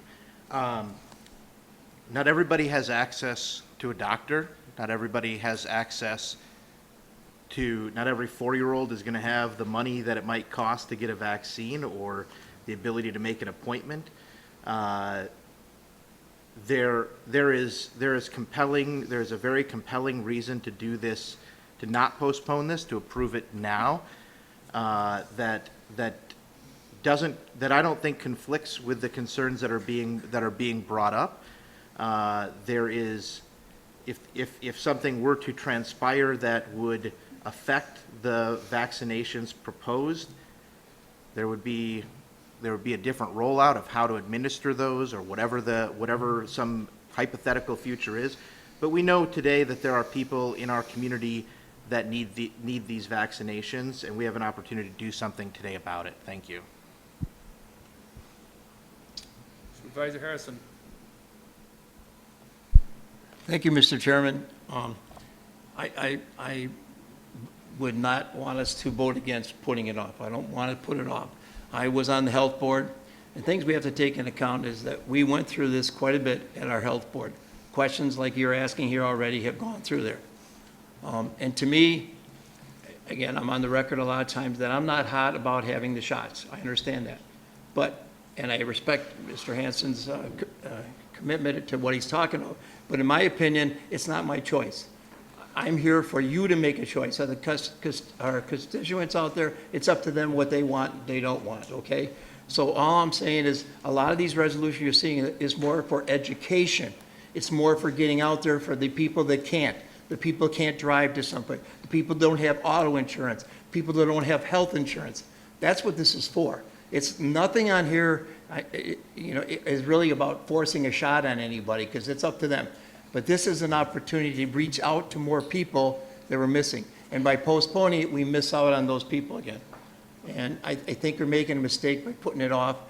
It's important that we continue to do for the unfortunate people that aren't able to do it themselves, and that we have to be there for them. So that's my opinion on that. Thank you. Supervisor Hancock Cook. I appreciate Supervisor Harrison's statements. I just want to highlight, for a point of order, the World Council on Health is not the World Health Organization. They are two very separate organizations, and I just wanted to make sure that that's read into the record, that it is not the World Health Organization that is bringing up these lawsuits. Not seeing any other hands, we'll vote by machine. Oops, I'm sorry. I didn't see. Got to raise your hand because I don't see them otherwise. Supervisor Bender. I'd just like to say I want to move it forward too. I mean, there's 300 people being laid off for Mercury. Their health insurance will run out. Their child could be going to kindergarten next year. They need these shots. One way or the other, they're going to go to the health department and we're going to basically give them the shot, other than the county residents will pick up the tab.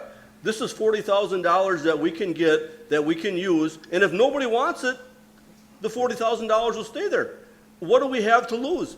They have to come to us and request a shot. We don't go out and solicit them.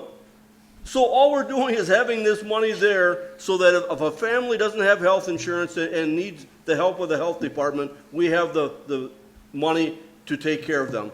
So I don't see no reason in postponing it. I've had measles, I had the shots, I'm doing fine. My daughter had them. It's like, if you don't want your child to have them, then don't. But why not have the money there for somebody that does? Yes, sir. Supervisor Rankin.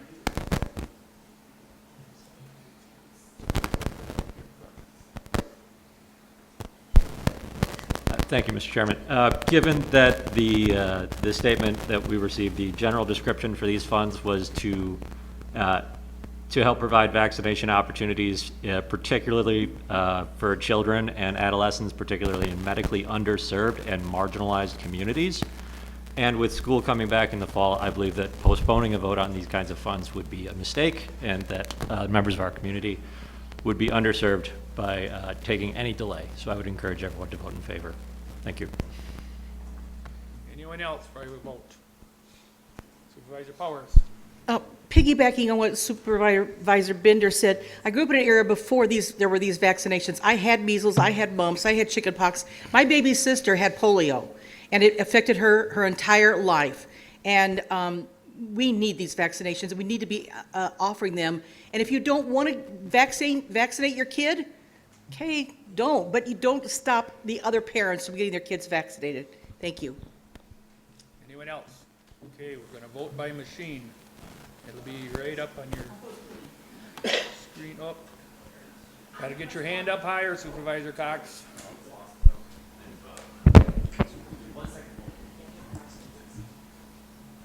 You done? Thank you, Mr. Chairman. Look, this is a grant, folks. It's a grant. It's free money. It's really, you take the money and let it be yours, all right? Vote against the postponement and get it started and vote for the grant. Anyone else? One last time. Supervisor O'Brien? Oh, There is no free money. I mean, the road to big government is paved with free money. No, it's not. anyone else? Second time, Supervisor Holt. I'll make it quick. We've already paid our federal taxes for this money, and this money is secondarily available to us as a community through a grant for this opportunity. And whether you call it free money or taxes we've already paid, which I would call in the finance world a sunk cost, it is money that we are being offered from the federal government via our state government. To postpone, not Right. the grant itself. Supervisor Halber on the motion to postpone. I motion to call the question. All those in favor signify by saying aye. Aye. Opposed? Now we'll vote. Up on your machine, it should be coming up. If you're in favor of postponing it, you vote yes. If you're not in favor of postponing it, vote no. If you don't know what you want to do, vote abstain. But always remember, when you abstain, it's the same as a no vote. Mine's not coming up. Try hitting your refresh button.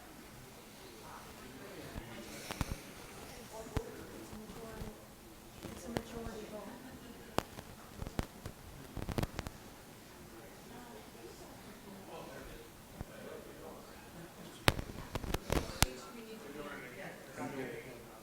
We doing it again? I don't know. Just come up again? I voted, now come up again.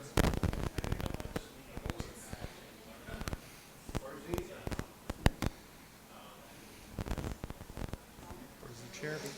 Where's the executive? Huh?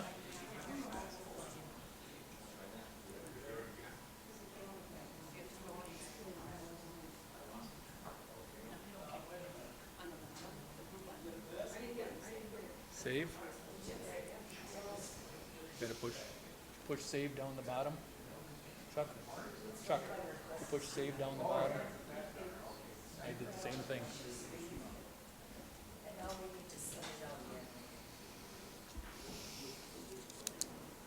Refresh the screen again.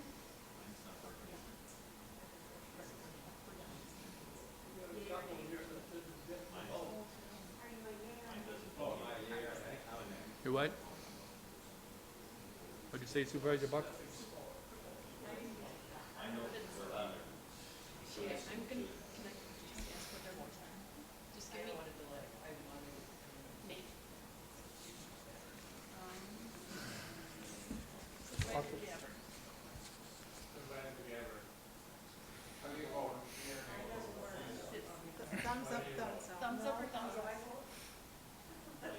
thumbs up or thumbs down? Buck is down. I'm just saying, I'm gonna do. Buck is down. That's fine.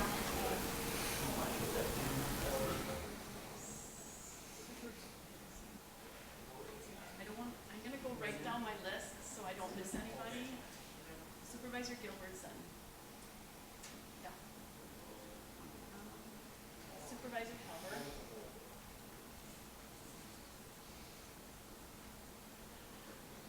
Supervisor Belleville.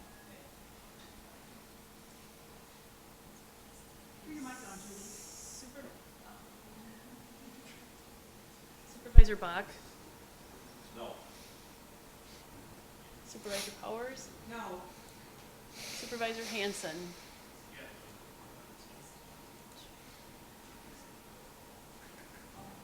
Supervisor Harrison, you were in no? No. Supervisor Nelson? No. And Supervisor Miller? No. It's 8 to 28, so I would say it failed. 8 to 28? Yep. Well, it was 8 to 28, so that goes on. Am I correct? Is that what you're saying? Right. The motion to postpone fails. Right. Okay. So now, we're back to the $40,000. Approval to accept $40,000 routine immunization community engagement Rice grant from Wisconsin Department of Health Services. Discussion. Any discussion? Supervisor Nussbaum. Thank you, Mr. Chairman. Back in August 2019, the Board of Health was up here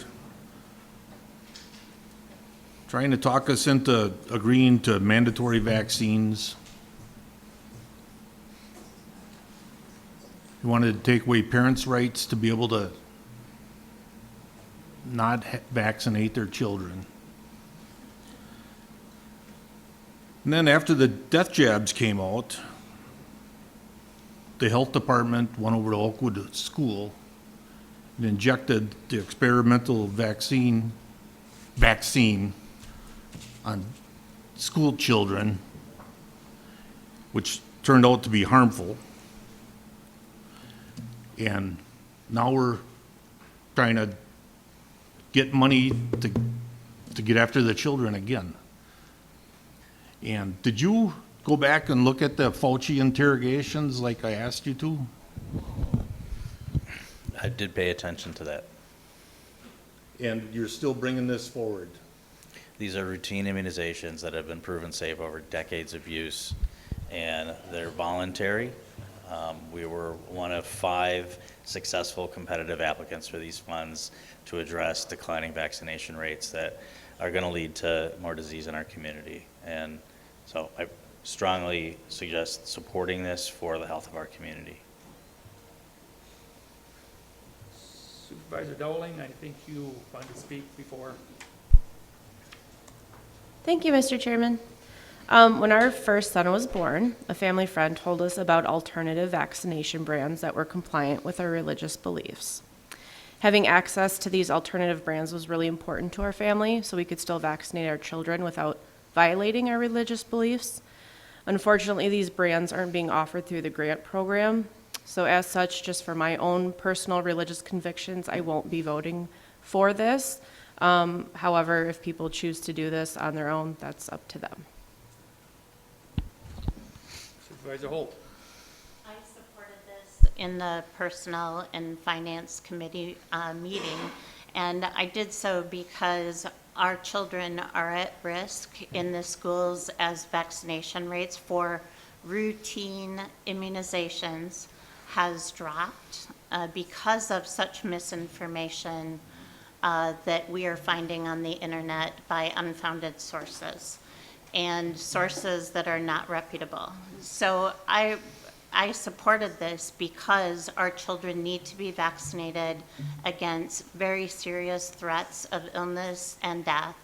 And these immunizations have proven effective, and that's why the school district is required to maintain each school district is required to maintain a certain threshold of immunizations, or the children who are not vaccinated can't go to public schools. And this is really critical. As our previous supervisors have mentioned, I believe that this only goes to serve, or primarily goes to serve underprivileged children who otherwise do not have insurance and access to medical care. Therefore, I will be voting yes. Supervisor Hulber. Thank you, Mr. Chair. I just think there's a little bit of confusion as to what is being asked of us. Could we get a very brief summary of how the department will handle these vaccinations with these funds and without them, please? Very brief. Yeah, Mr. Chairman, basically these funds have been targeted to work with local community organizations such as the Boys and Girls Club and the Tiny House Village to do some promotion and education and offer some vaccination clinics to those that are interested in locations that are most accessible for them. So without these funds, will that still happen? These would be above and beyond our usual efforts, so no, most likely those efforts would not occur. Part of the grant is to fund staff time to do that. Okay, thank you. Supervisor Hanson. The reason that I started what I did is, if you pay particular attention to line 11 and 12 on this, I wanted to ask why. That is also what led me to, and I acknowledge the World Health Organization and the World Council for Health are two very separate organizations. However, that also led me to many, many articles that I haven't even begun to tear apart on the Children's Health Defense that talk about this. The World Council for Health specifically is talking about the routine vaccinations. That's why. That's why I did the research. Supervisor Gutcherson. Thank you, Mr. Chairman. I just, looking at this and hearing obviously free money also makes me giggle just a little bit at that. But I do want to just point out to the budget item report that we had with this resolution. I'm kind of speaking on both this resolution and the next one.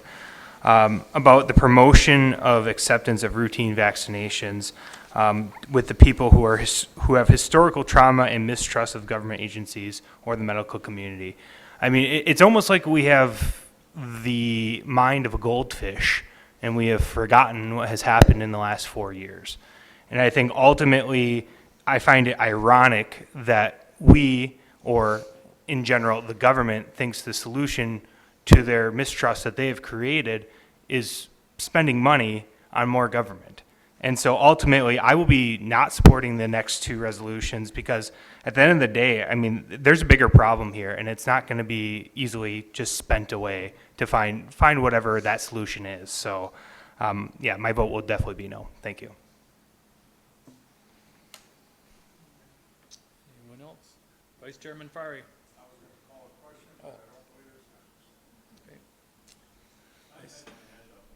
Okay. Supervisor Patterson. So I guess one of my first questions is, I know it's going to the Little House community. Just wanted to make sure if this was implemented that it would be totally voluntary, that we wouldn't be pushing these immunizations, correct? Like on the fact that they're living in the Little House community and all that, that this would be a voluntary situation. All vaccinations are voluntary, Okay. all. There are no one's forced to take a vaccination in any case, and then these funds aren't, just to expand government. They're actually to work with trusted community partners, to work with partners in our community, that residents that have some distrust with government can rely on for information. So the idea here is work with trusted partners and build trust through our community, not by expanding government. I'm glad you mentioned that. And then on the build trust portion of this thing, I get concerned when I see such as influenza, pertussis, and MMR What else is on that list that's not written down here? Oh, there's a standard list of, routine vaccinations for children under age 2, for adolescents, and for adults to have. It's a very long list. I'm happy to provide it. If there's one in particular that you're concerned about, I can certainly let you know if it's on there or not. I would recommend moving forward that when you have such a list like that, it needs to be all-inclusive. Especially when you're talking about trying to reestablish faith in the government and everything that we're doing. To just throw out the top 4, I don't think covers it. I think there should be an additional addendum or an attachment to this that would lay out what all is involved in this. Because that's one of my hanging points right now, would be simply that. Okay? I will say one other thing too. In as much as I don't feel it's government's role to order people to take vaccines, I also think that it's incorrect to deny them of people as well. Okay?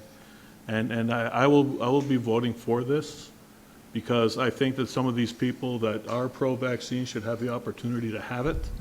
Again, as long as it's voluntary, I think that we should be making efforts to go ahead and make these things available. If nothing follows, thank you. Vice Chairman Fari. Thank you, Mr. Chairman. I call the question. Motion made. Who seconded it? I didn't see your hand. You got to get your hands up, you guys. Okay, go ahead. Just real quickly, I mean, basically, I mean, you have a standard operating procedure that you do every day, and this extra $40,000 is just going to let you expand that by $40,000 more worth of your SOP, right?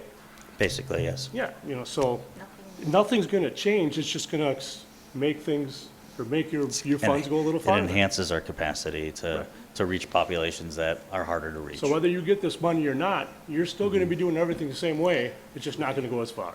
Right. Thank you. Vice Chairman Fari. Question has been called. Is there a second? Who seconded it? Seconded. Motion made and seconded. All those in favor signify by saying aye. Aye. Those opposed say nay. Question has been called. All right, we're going to vote now, and we'll vote by machine on the $40,000. If you want him to have the $40,000, you vote yes.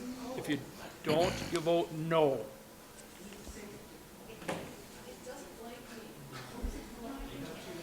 You got to push save afterwards. I found that out.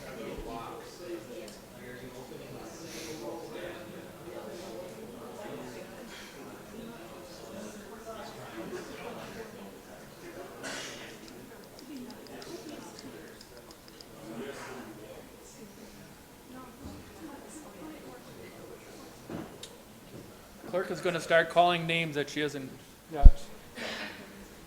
Supervisor Hancock Cook, up or down? So yes.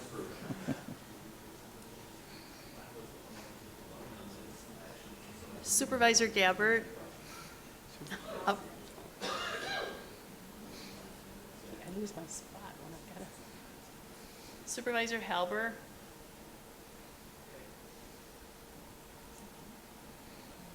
Supervisor Belleville.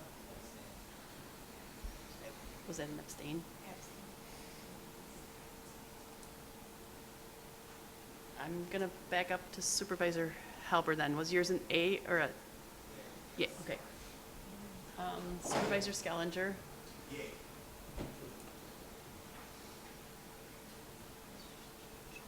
Supervisor Nelson. Yes. And Supervisor Miller. No.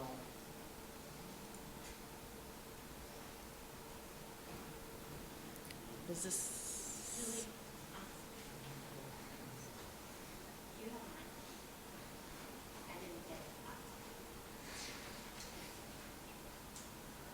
Nope, I don't. I'm sorry. Okay. So, this is 2/3. It's 24 to 10. And 2 abstain.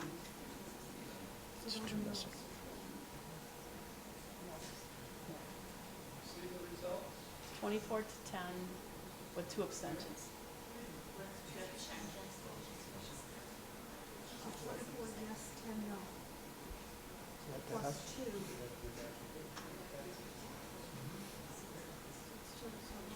Or two-thirds, does it have to be 20?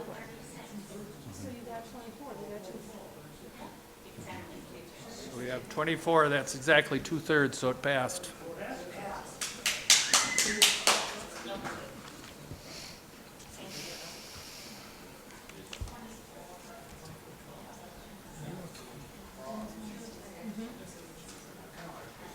Yeah, I do too. Approval and acceptance of $101,200 immunization supplement grant from the Wisconsin Department of Health Services. Supervisor Harrison. Sorry. Trying to keep up on one. It's me again. All right. Move to accept a resolution 018-062024, resolution for approving the acceptance of $101,200 immunization supplement grant from the Wisconsin Department of Health and Services.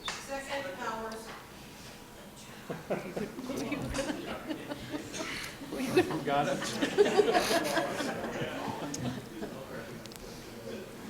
Question?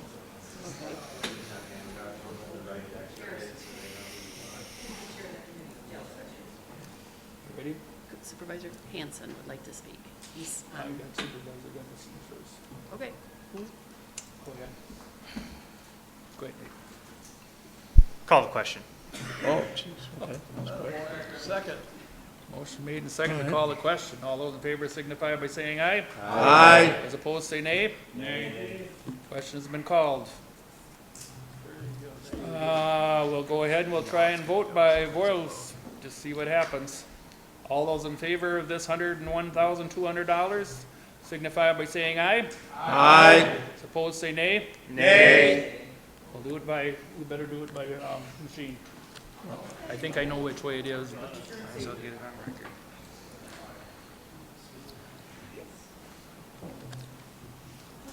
No discussion then, huh?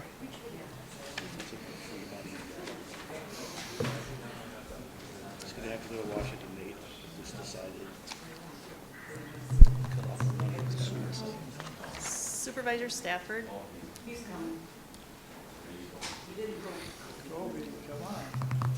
Supervisor Gabbard. You're the tiebreaker. How you doing?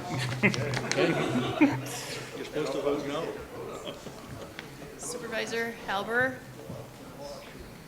Supervisor Halber? Halber?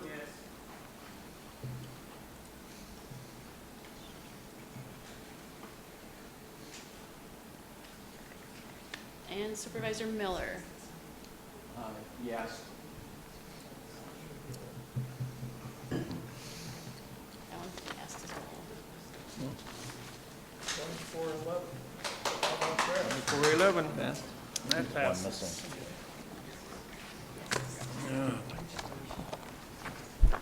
Approval of 4 positions in the long-term support division of the Department Thank of you. Human Services and corresponding budget amendment.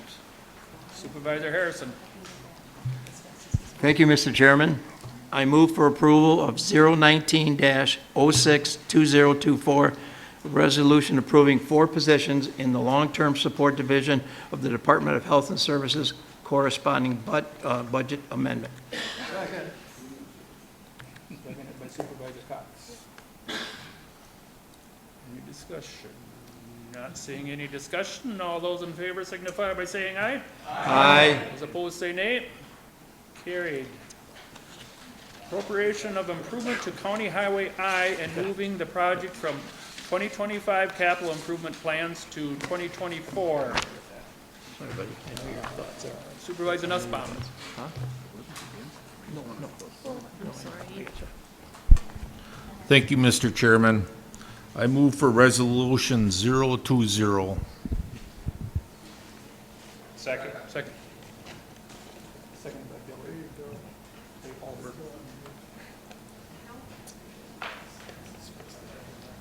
Got it. Billy can beat you to it. All those in favor signify by saying aye. Aye. Opposed, say nay. Carried. Approval to change to Human Resource and Policy 805 solicitation. Supervisor Harrison. This one too? I didn't know I get this one too. Sorry. Thank you, Mr. Chairman. I move for approval or 021-062024, resolution for approval of changes to Human Services Policy 8.05. So let's, Need a second? no. Motion made and seconded. All those in favor signify by saying aye. Aye. Opposed, say nay. Carried. Endorsing Sawyer Creek County Resolution 2023-27, resolution on enhancing wake regulation. Vice Chairman Fari. Thank you, Mr. Chairman. I move for the approval of Resolution 02206-2024. This is endorsing the Sawyer County Resolution specific to wake regulations. Seconded by Wise.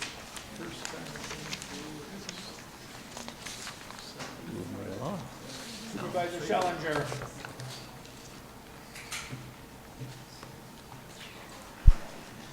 Thank you, Mr. Chairman. I'll move to amend the resolution. This will be to the included proposed resolution in the packet. And the amendment is to take the language from Sawyer County, change the instances of Sawyer County to Winnebago County, and delete. Sorry, I haven't mastered the split screen here. Delete lines 9, 10, and 11 from the Sawyer County resolution, which references actions that towns in Sawyer County have already taken. This amendment simply takes the resolution that Sawyer County passed and puts it into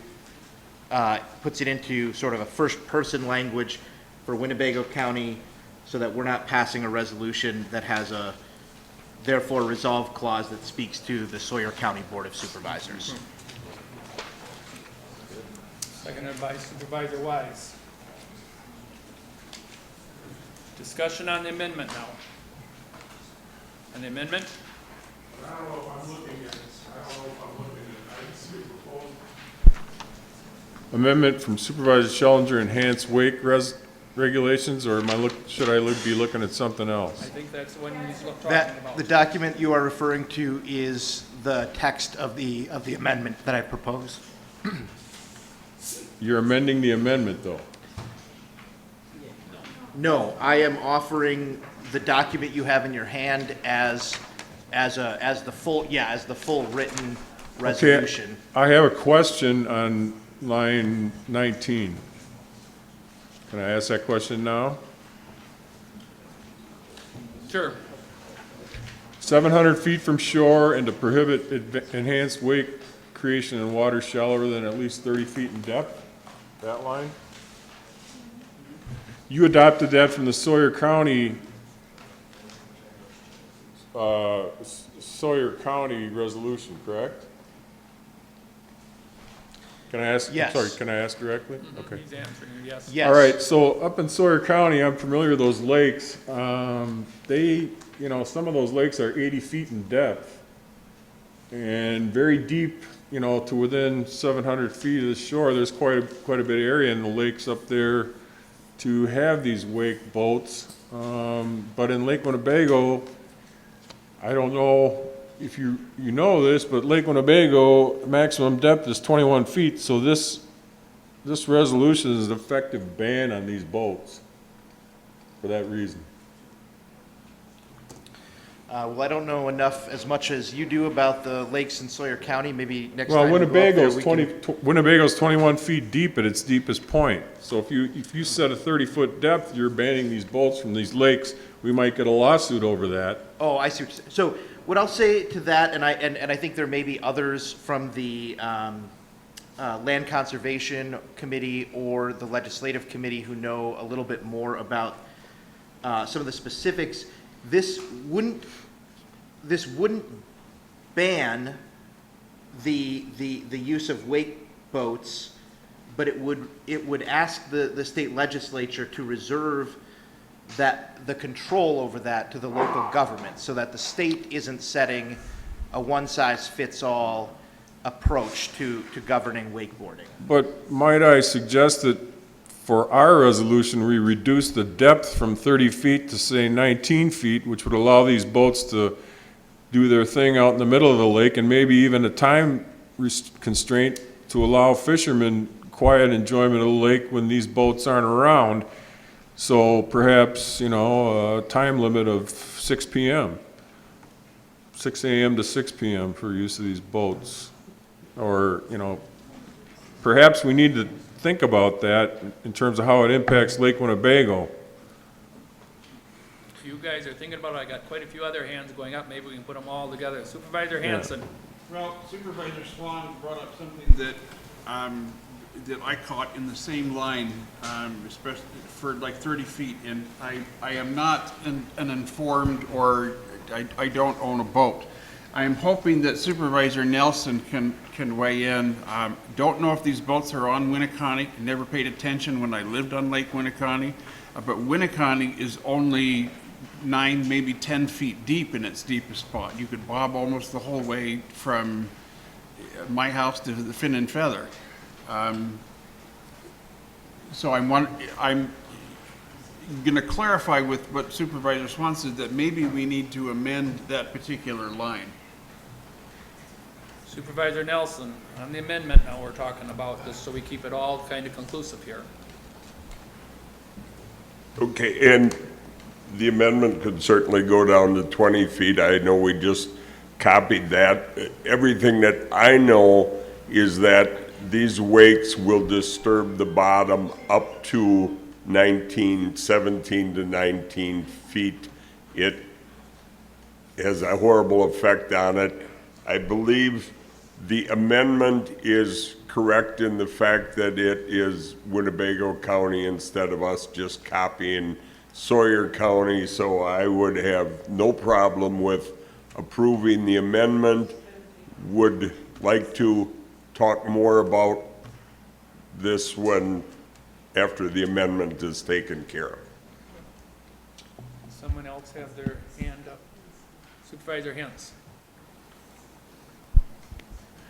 Thank you, Mr. Chairman. Actually, one of the things we discussed at Legislative Committee was that these do go down to at least 20 feet, if not more, with those boats, with the power and the downward force that they push to create that wake behind them so people can surf. It's disturbing water down, I believe we heard 25 to 30 feet sometimes. And that's why the 30-foot number was put in there by Sawyer County. And that's why when we talked about that, it was not really something that was up for amendment when we talked about even the changing of the language that Supervisor Schellinger is doing. But as far as the wake depth, we don't need all of that mud and all of that fertilizer and the phosphorus turned up on the bottom of our lake just to create more algae blooms all over the lake. And that's what we're trying to defend against right with this. So 20 feet, you have a lake out there where you have maybe a dozen acres where it's 20 feet deep in a lake that's how many thousand acres? You can't. And the other thing you have to remember is, unless the state does this with Winnebago County, we're asking it for Winnebago County, that's not the whole lake. So, you can sit there and complain about, oh, the wakeboarder's this, the wakeboarder's that, but they're making the lake worse for everybody because we're creating those more and more algae blooms all over the lake by turning up that water at 20 feet that's normally untouched and all that stuff just sits down in that muck that's down there. We don't need that turned up. Vice Chairman Fari. Thank you, Mr. Chairman. First of all, the responsibility of the Ledge Committee was to address the resolution submitted by Sawyer County. It was then referred back to the Land Conservation Committee, who approved the Sawyer County resolution. The amendment being brought forward, I certainly appreciate that. And it's okay to do that if you want to, but I also I would suggest it probably should have been a separate resolution addressing Winnebago County. In the absence of that, let me talk about the intent. The intent here is to urge our legislators to to support us in giving us local control. If you start chewing up the bottom of Lake Winnebago, you're releasing phosphorus. We have a permit that we're required to uphold from the Department of Natural Resources called an MS4 permit, and multiple municipalities have that same permit. If we allow these wake boats to chew up the bottom of the lake and raise all that sediment above it, we're defeating our own purpose. So this is just about urging legislators, give us the local control over our lakes. That's what it's about. Supervisor Bender, I'm going to get everyone, and then I'll come back to you. I'd just like to agree with Vice Chair Chuck Farry that the phosphorus that you're going to stir up in that lake is going to basically, for years, all the settlement has covered it. And now when we start taking and churning that lake up, all that's going to come back into the water. And a lot of us drink that water. So it's going to cost more money to basically get that water where we can actually drink it again, because we're basically damaging the cover that's over that's holding it all down right now. And then just imagine if you're a fish and all of a sudden you're swimming by and then this big wakeboard comes by.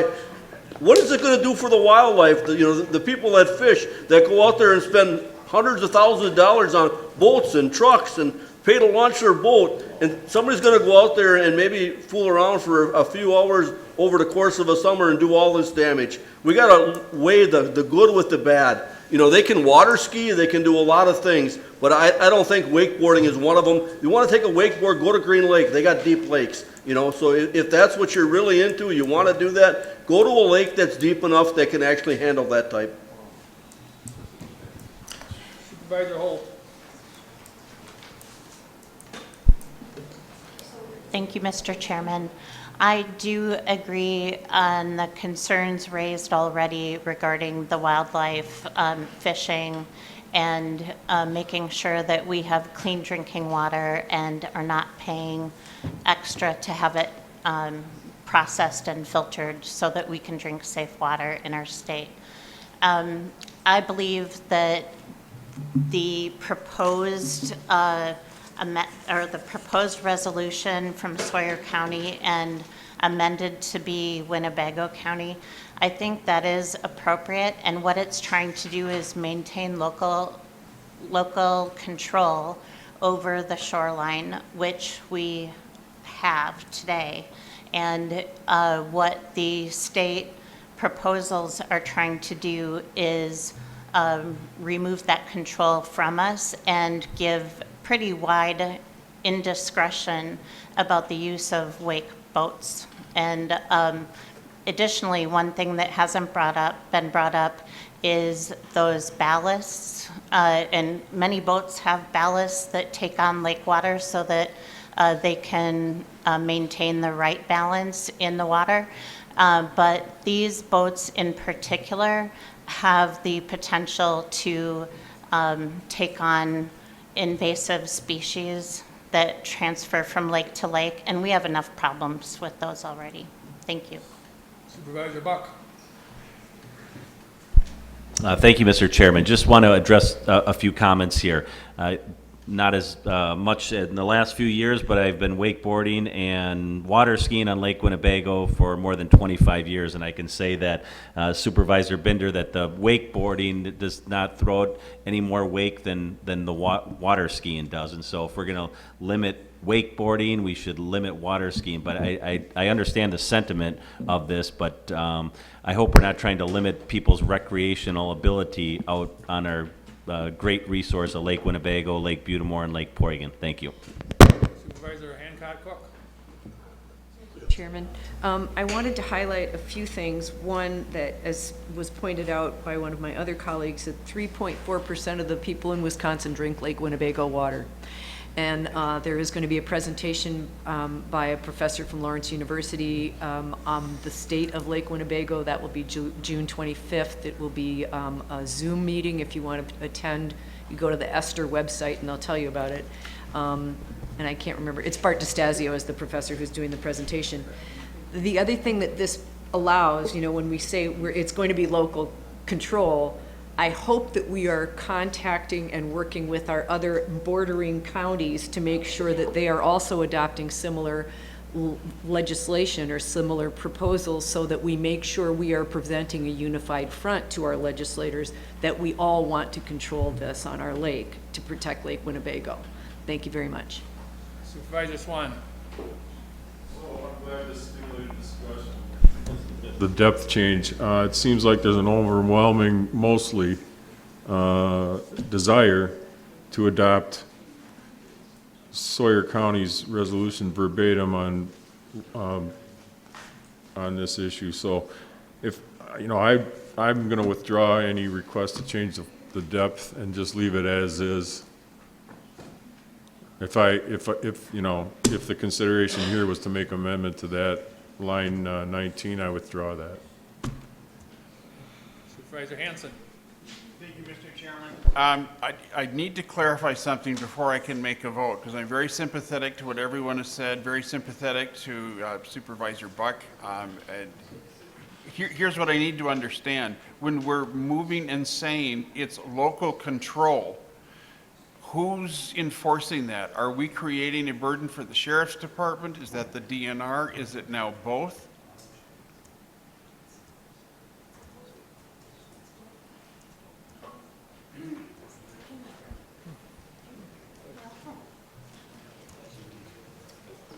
Actually, I would defer to Vice Chair Farre, since I know he is intimately familiar with this, but I will also add my points too. Go ahead. Thank you. My understanding right now is that the Winnebago County Sheriff's Department, we actually have a patrol boat. If we passed a county ordinance, which would be a whole nother step, stating certain requirements and regulations, then my assumption would be the Winnebago County Sheriff would enforce our ordinance. So as a follow-up to that, and I want to clarify, this is not an ordinance. This is basically saying to the legislature, this is what we want. This afternoon, actually Sheriff Motz was kind enough to send me some information. And it was from the DNR, and it was regarding a case, I guess, that he had a while ago. And it talked about the fact that, and this is DNR, this is from the DNR, and it talks about the fact that local regulation of boating is prohibited, and it basically says no municipality, public inland lake protection and rehabilitation district or town, sanitary district may enact any ordinance or local regulation requiring local numbering, registration, or licensing of boats, or any ordinances, or local regulation charging fees. And it goes on to talk about the fact that no municipality may enact any ordinance or local regulation that in any manner excludes any boat from the free use of the waters of this state. Now, I have not looked into this, but it is clear that based on this that I received, it's talking about ordinances. We are not talking about ordinances tonight, because obviously that would be a problem. But that's just the piece I wanted to add as well. If I might respond further, if the legislature were to draft statutory regulations giving us authority, we certainly would act, I would assume, within the authority that are granted by the legislature. If indeed our county sheriff could not enforce it, then we would hope that the DNR would enforce it.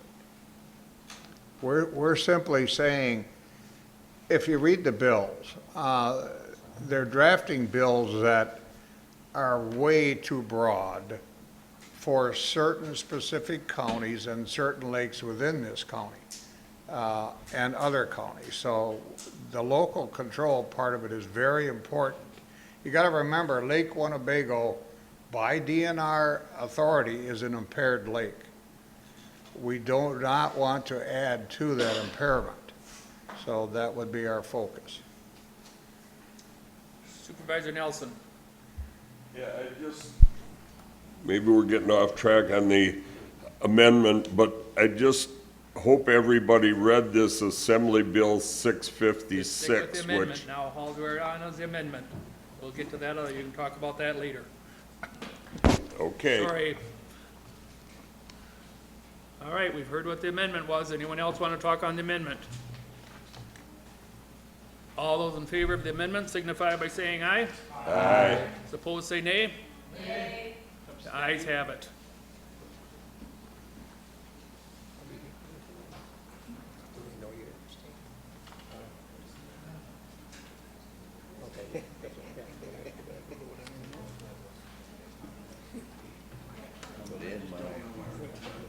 Now we have to do the final vote as amended. In other words, putting all of Winnebago's things in there now.